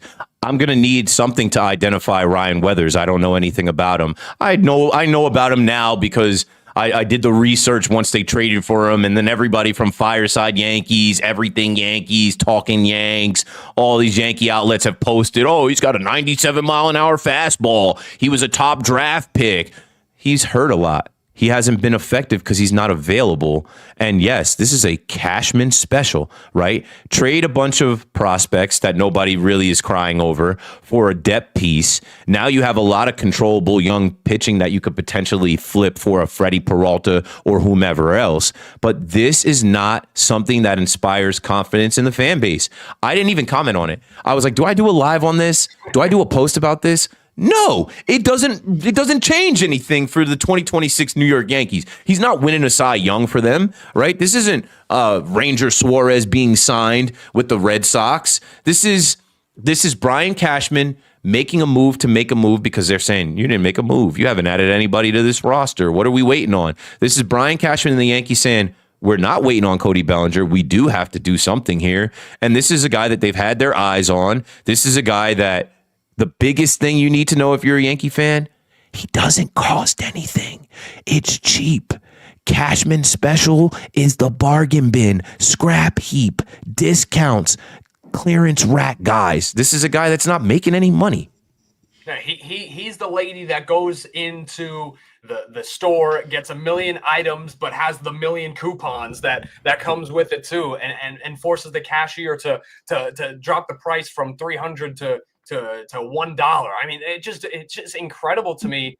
And look, he has hit on some of these guys, so it's not like the worst thing in the world if you're a Yankee fan. But at some point, you need to see that next level. You need to see that foot in the dirt. That hey, we want to actually win a championship. And I just don't understand the reasoning. Is it because he's worried about a lockout next year? Is it?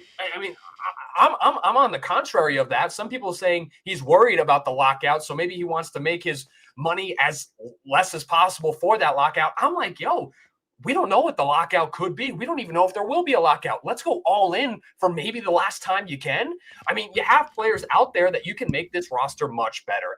And right now, whether they're refusing to do it, and Keith, this is what annoys me the most. And this is what I want to ask you about. Why in the world do the Yankees make an excuse about every single thing? They sound valid, right? They sound valid. The excuse, he costs too much. We didn't think we need this piece based off the roster we have. We have young young, controllable guys that we like. We don't need to do this. We don't need to do that. And guess what? Well, I guess they don't think they don't need to win a championship because they haven't been able to prove that they can do that over the last couple of years.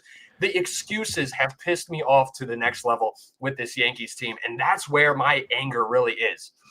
Yeah, this isn't the contending Yankees anymore. Like contending for world championships. This is the content Yankees. I have grown up to realize that like the days of the Yankees being perennial contenders for the championship are done.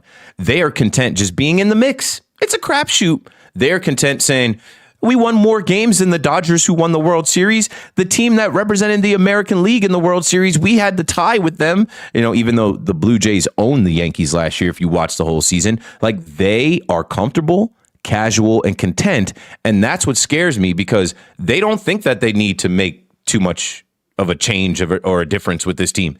They say, hey, we won 94 games. That's the same amount of games we won when we went to the World Series. No two seasons are alike. And you're supposed to improve yourself and prove yourself. Follow me. Improve yourself and then go prove yourself every year, no matter who you are and what you do. Do that every year. Improve yourself. Be a better version of yourself. Get better at what you do and then go prove it again. And I feel like the Yankees are running it back. Like they let Trent Grisham take that $22 million qualifying offer. That shit is dumb to me. It's just like that's the first thing that you did in your offseason. I think it was like 60-40 that they thought. 60-40, they probably thought 60% he wouldn't take it. And then Trent Grisham talks to his agent and looks around. And he's like, 22 mil? I made 5 last year. This is more than I made in my career. To be a Yankee, to run it back in New York? Yeah, let's take that. And then, if he believes in himself, which I'm sure he does, he's got quiet confidence. He thinks he can duplicate what he did last year. I don't expect that. I don't expect that at all. I think we're primed for him to either be hurt with that hamstring, his defense to take another step back, and I don't think there's any way he hits another 30-plus home runs. But whatever, that's Cashman. Cashman says, oh, no, there's underlying metrics, and we think that what we saw, it's not a fluke, and that he's not going to be the 190 hitter. Okay, whatever. Cody Bellinger now, you're dealing with Scott Boras. Scott Boras is trying to get 7 years, $37 million. For who? For what? To what? To what? What? For Cody Bellinger? Cody Bellinger revived his career in the Bronx this year. He should be more inclined to come back at a rate that's like, hey, I kind of want to keep it going there. I don't want to end up on the Anaheim Angels. I don't want to end up on who knows. I look at the Yankees right now, and they are, that meme where the guy's looking in the mirror, right? Like you go out there and you tell them that we're the best and we're good at this. And that's Brian Cashman. Brian Cashman literally said at the GM meetings in Arizona 2 years ago, I think we're pretty effing good at this. Come on, bro. You haven't won. You haven't won anything to say that you're pretty effing good at. I guess you're good, but you're not great anymore. The franchise used to be about greatness. You used to want to be a Yankee fan and put on that hat and put on the pinstripes because it made you feel like you were part of greatness, winning 27 rings, bro. Now it's just like we're in this like corporate Yankees. We're in this content Yankees. We're in this like, oh, we can't do what the Dodgers do. We can't spend at the top of the market. We're good. We got Aaron Judge. We got Cole coming back. We're good. Come on, bro. It's like you're supposed to be pushing your chips in. The Dodgers do it. The Dodgers' one main weakness was what? They had to have Roki Sasaki closing games. So they go out and they steal Edwin Diaz from the Mets. Problem solved. Problem solved. Now, don't let them fuck around and get Kyle Tucker. Don't let them, they will. Because you know what? They found the loophole, the deferred Dodgers, the deferrals, and they understand you win the World Series, you build a new money tree. They built 2 in the last year, and they're going for 3. They're looking to erase our history, right? They're looking to erase that 3-peat up there. Yep. They're looking to go 3 in a row, and then if we lock out, we lock out. So be it. The Guggenheim partners are laughing all the way to the bank in their investment firm, so... I mean, it is what it is, Yankee fans. See you guys at opening day, though. The fans are undefeated. We never left. Our culture is intact. We're waiting. We're waiting on them to reciprocate. We're waiting on them to be the evil empire again. Yeah, and you look even on the American League side. The team that just went to the World Series just spent over $300 million more this offseason in the Blue Jays. And they are in prime position to land Kyle Tucker for a long-term deal as well, right? You look at right now, I believe the three teams are Mets, the Blue Jays, and the Dodgers. Right now, it's a medium, a short, and long deal. And guess what? The team that's giving them the most total money, the most total years, is the Blue Jays, because they know that they need to improve. And then, as you said, they're going to prove themselves, or they're going to at least try to prove themselves next season. And you look at even the Red Sox, they're making moves. You look at the AL, they're making AL East, they're making moves. And the Yankees, well, look, we think that Trent Grisham is going to hit 30 home runs this year. We think that, hey, if we give Spencer Jones and Jason Dominguez the more opportunity, they're going to prove themselves. Like, come on, bro. Like, let's see it happen. Yeah, we'll be all right with Ryan Yarbrough and Will Warren. And, oh, man, I don't know, bro. Yeah, we got Ahmed Rosario. Ahmed Rosario's coming back. Listen, Rogers Communications, as I've spoken on the Guggenheim Partners, Rogers Communications is rich. They offered Shohei Ohtani 700. He didn't take it. They offered Juan Soto over 700. He didn't take it. They shored up Vladdy. And Vladdy was worth everything. Did you see Vladdy in the postseason? He should have a $700 million contract. And then they just gave Dylan Cease a 7-year deal because they need pitching. They were out there pitching Max Scherzer. Chris Bassett is not back. They understand they need pitching. So they go out and get Dylan Cease. They go out and get Yakamoto. They go out and get the Japanese third baseman. And, they understand that, like, that Japanese market, the money that you make off that Japanese market is there too. So they're trying to get better. I don't know if they're going to go get Bo Bichette, whatever. But they know Bo better than anybody. And they were able to find the Ernie Clemets, the Addison Bargers, the Dalton Varshows, and get it done. They have a good manager. And the last thing I'll say about it before I kick it back to you, the Yankees 2 years ago going to the World Series and hosting 3 games, it was reported that they made something like $110 million off the postseason. An extra $110 million. I believe it. I was at all the games. I believe it. I believe it because, like, people were paying over $2,000 to sit in the bleachers in the World Series. I believe it. I was in Legends Game 5, and it was just all rich celebrities. And, like, my wife asked us to leave. Like, can we go out with the regular people? It was awkward. I was like, yeah, we're not rich. But the Yankees, follow me, if the Yankees made $110 million going to the World Series and losing 2 out of the 3 games that they hosted, but they still hosted, not as like the Dodgers would have hosted more games because they had the better record. That's another thing. The Yankees, the math is never mathing. They don't win enough games. They don't win enough games to take the tiebreaker from the Blue Jays. They don't win enough games to host game 1 and 2 of the World Series. But follow me. If the Yankees made $110 million, it was reported an extra $110 million. That was their most lucrative season ever in 2024.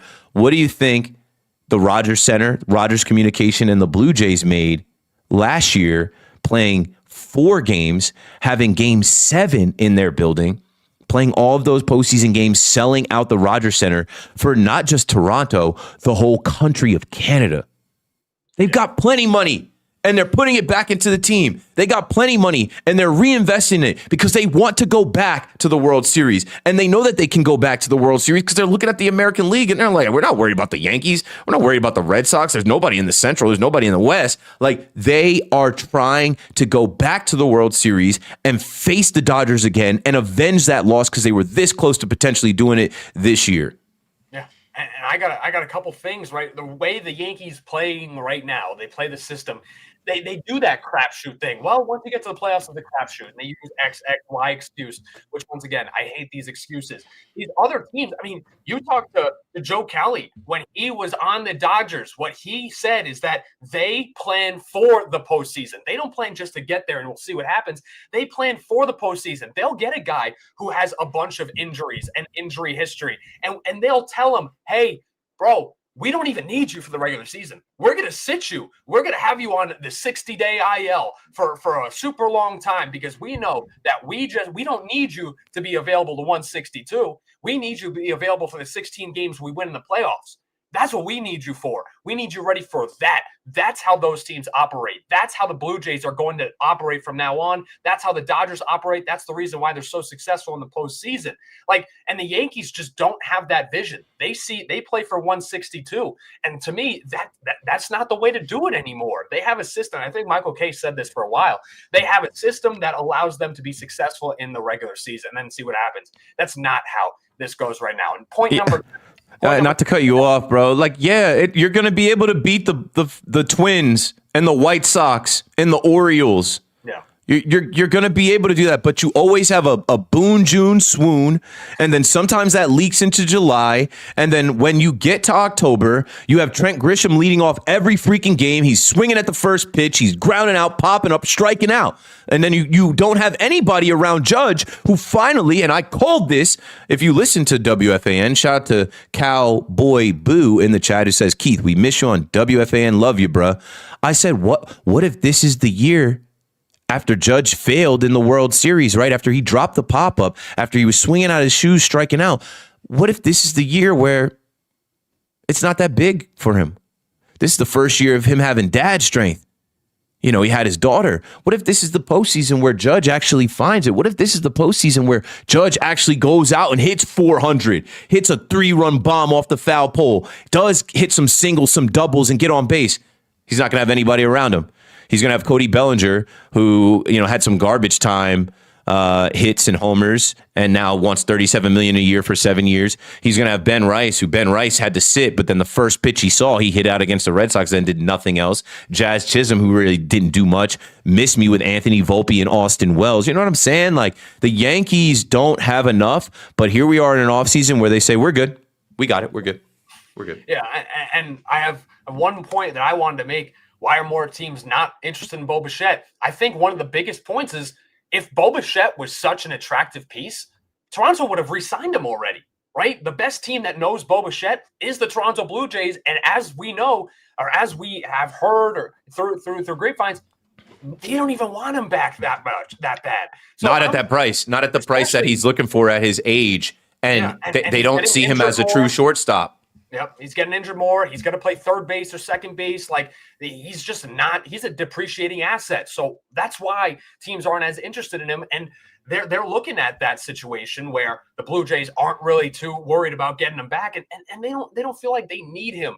So why in the world would anybody pay $200 million for Bo Bichette to be on their team? That's what they're seeing right now.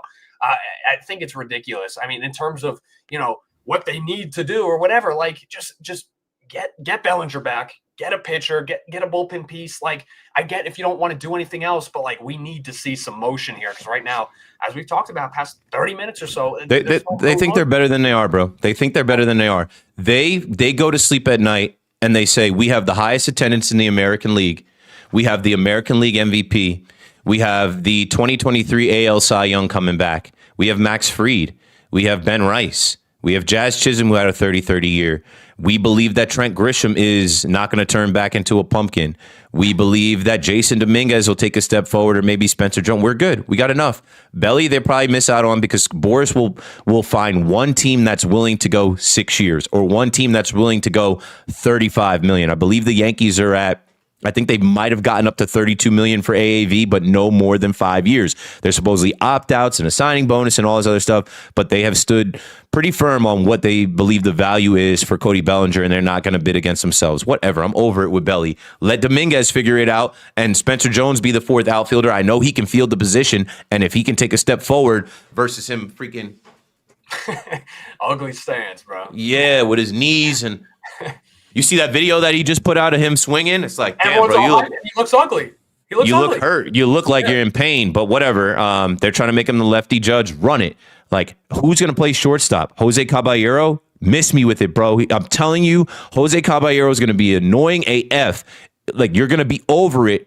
After the first 4 series of watching Jose Caballero as your everyday shortstop, you're going to be over it. He's either going to get thrown out of a game, or he's going to do something stupid on the base pass, get thrown out on the base pass. He's just he is best suited as a utility guy. He is best suited coming off the bench. He's not an everyday player for a reason. That's why Tampa is yeah, whatever, take him.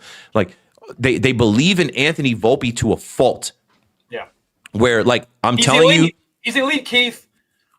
yeah, like Boone, like I'll never get over that one. Boone getting so mad in the press conference, he's freaking elite. Like they told us the same thing about IKF. Like the Yankees live in this world where, like, I get it, I know because I've gotten very close to them. The Yankees live in this world where they've told themselves so many lies, they believe it.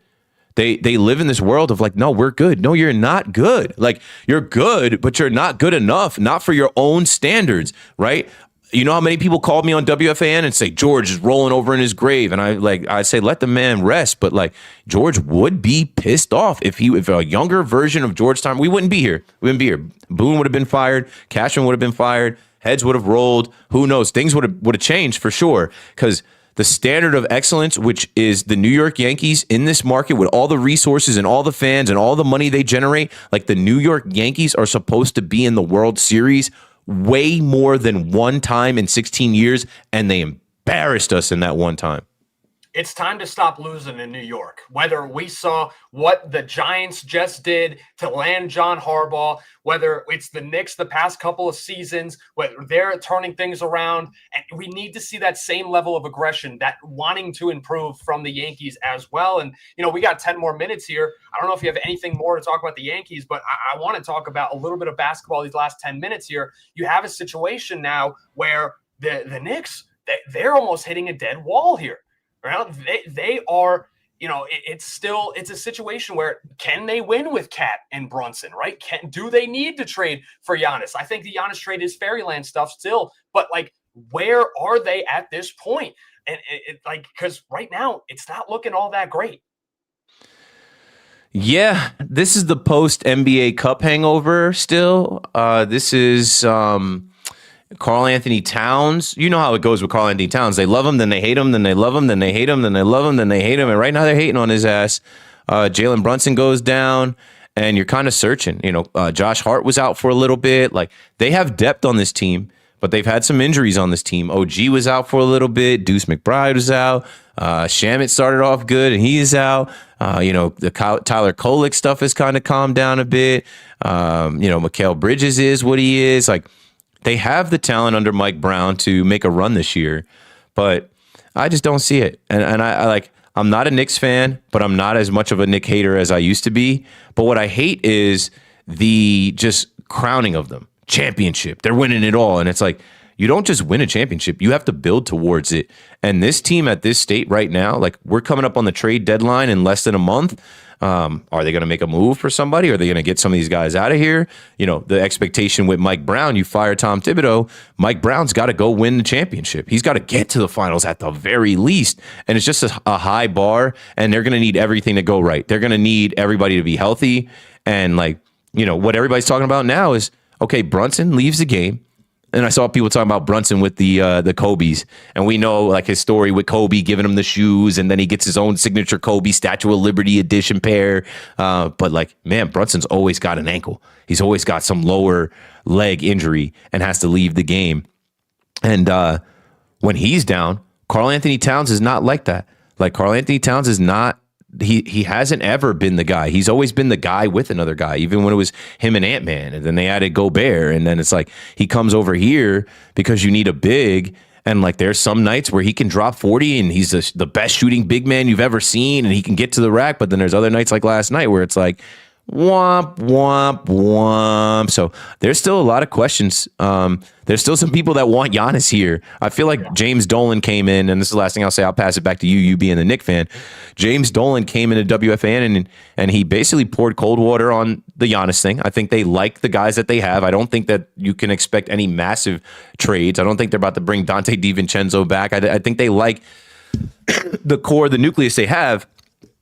And then also, when he was talking about that NBA Cup banner, he said, we're going to raise a banner, the NBA Finals banner, and I think he mushed it. He touched some money, and that's tough. That's on wax now, and there are a lot of Knick haters out there, so as soon as the Knicks lose, they're going to pull that up, and they're going to have that clip of Dolan on Craig Carton's show talking about we're going to raise the banner, and they're going to play the Curb Your Enthusiasm music, and they're going to laugh, and they're going to troll, and they're going to say, nope, the Knicks are still the Knicks.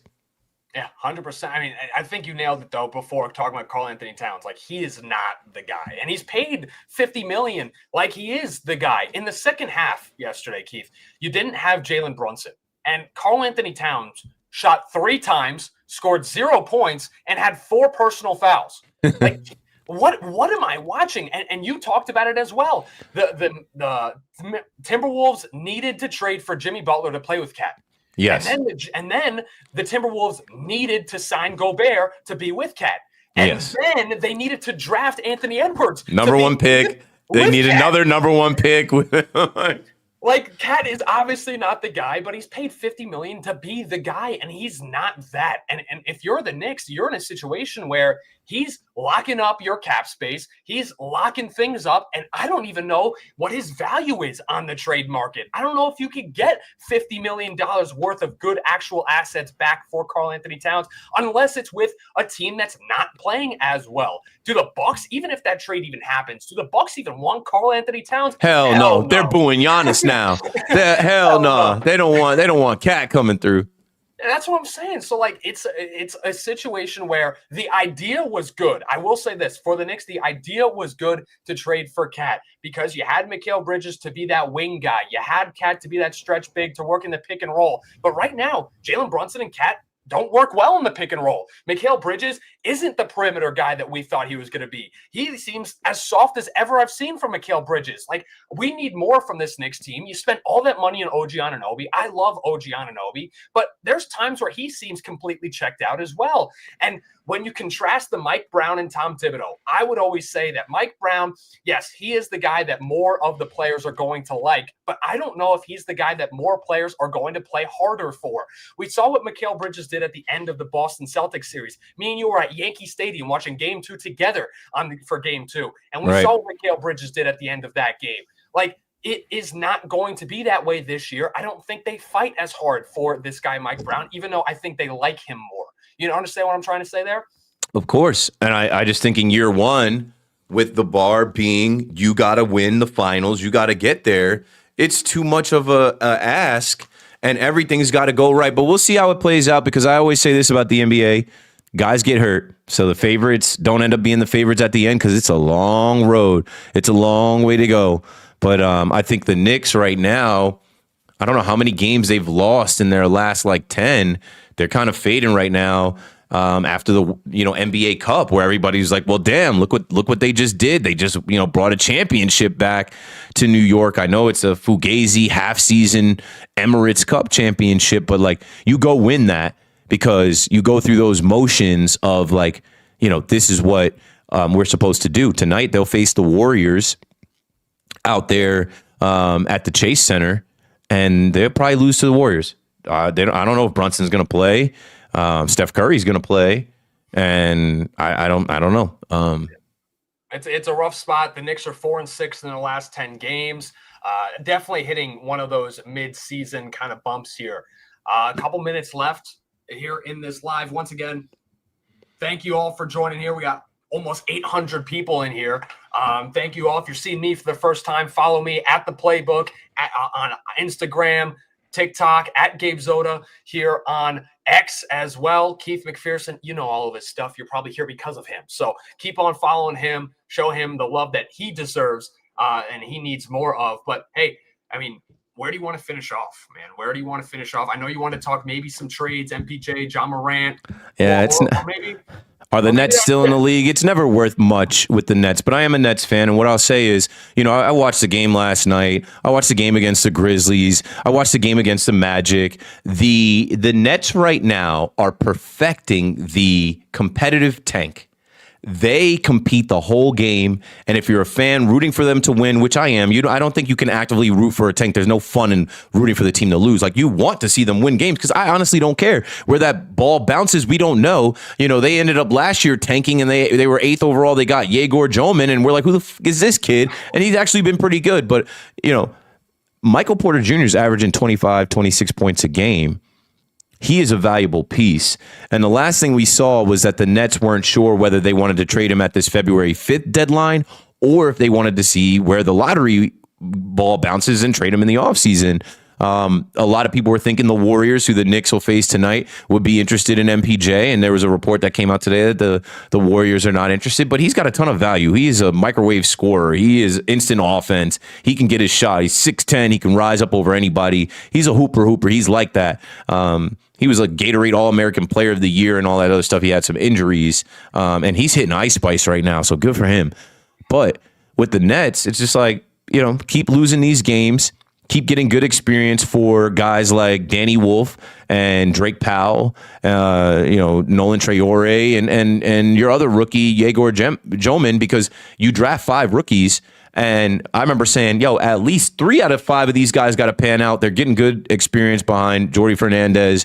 And then the other guys that have been there for years, like Cam Thomas and Nick Claxton and Day'Ron Sharp are mixed in with the Noah Clowneys, the Jalen Wilsons, like whatever. The Nets have a team right now that, like, they are what they are.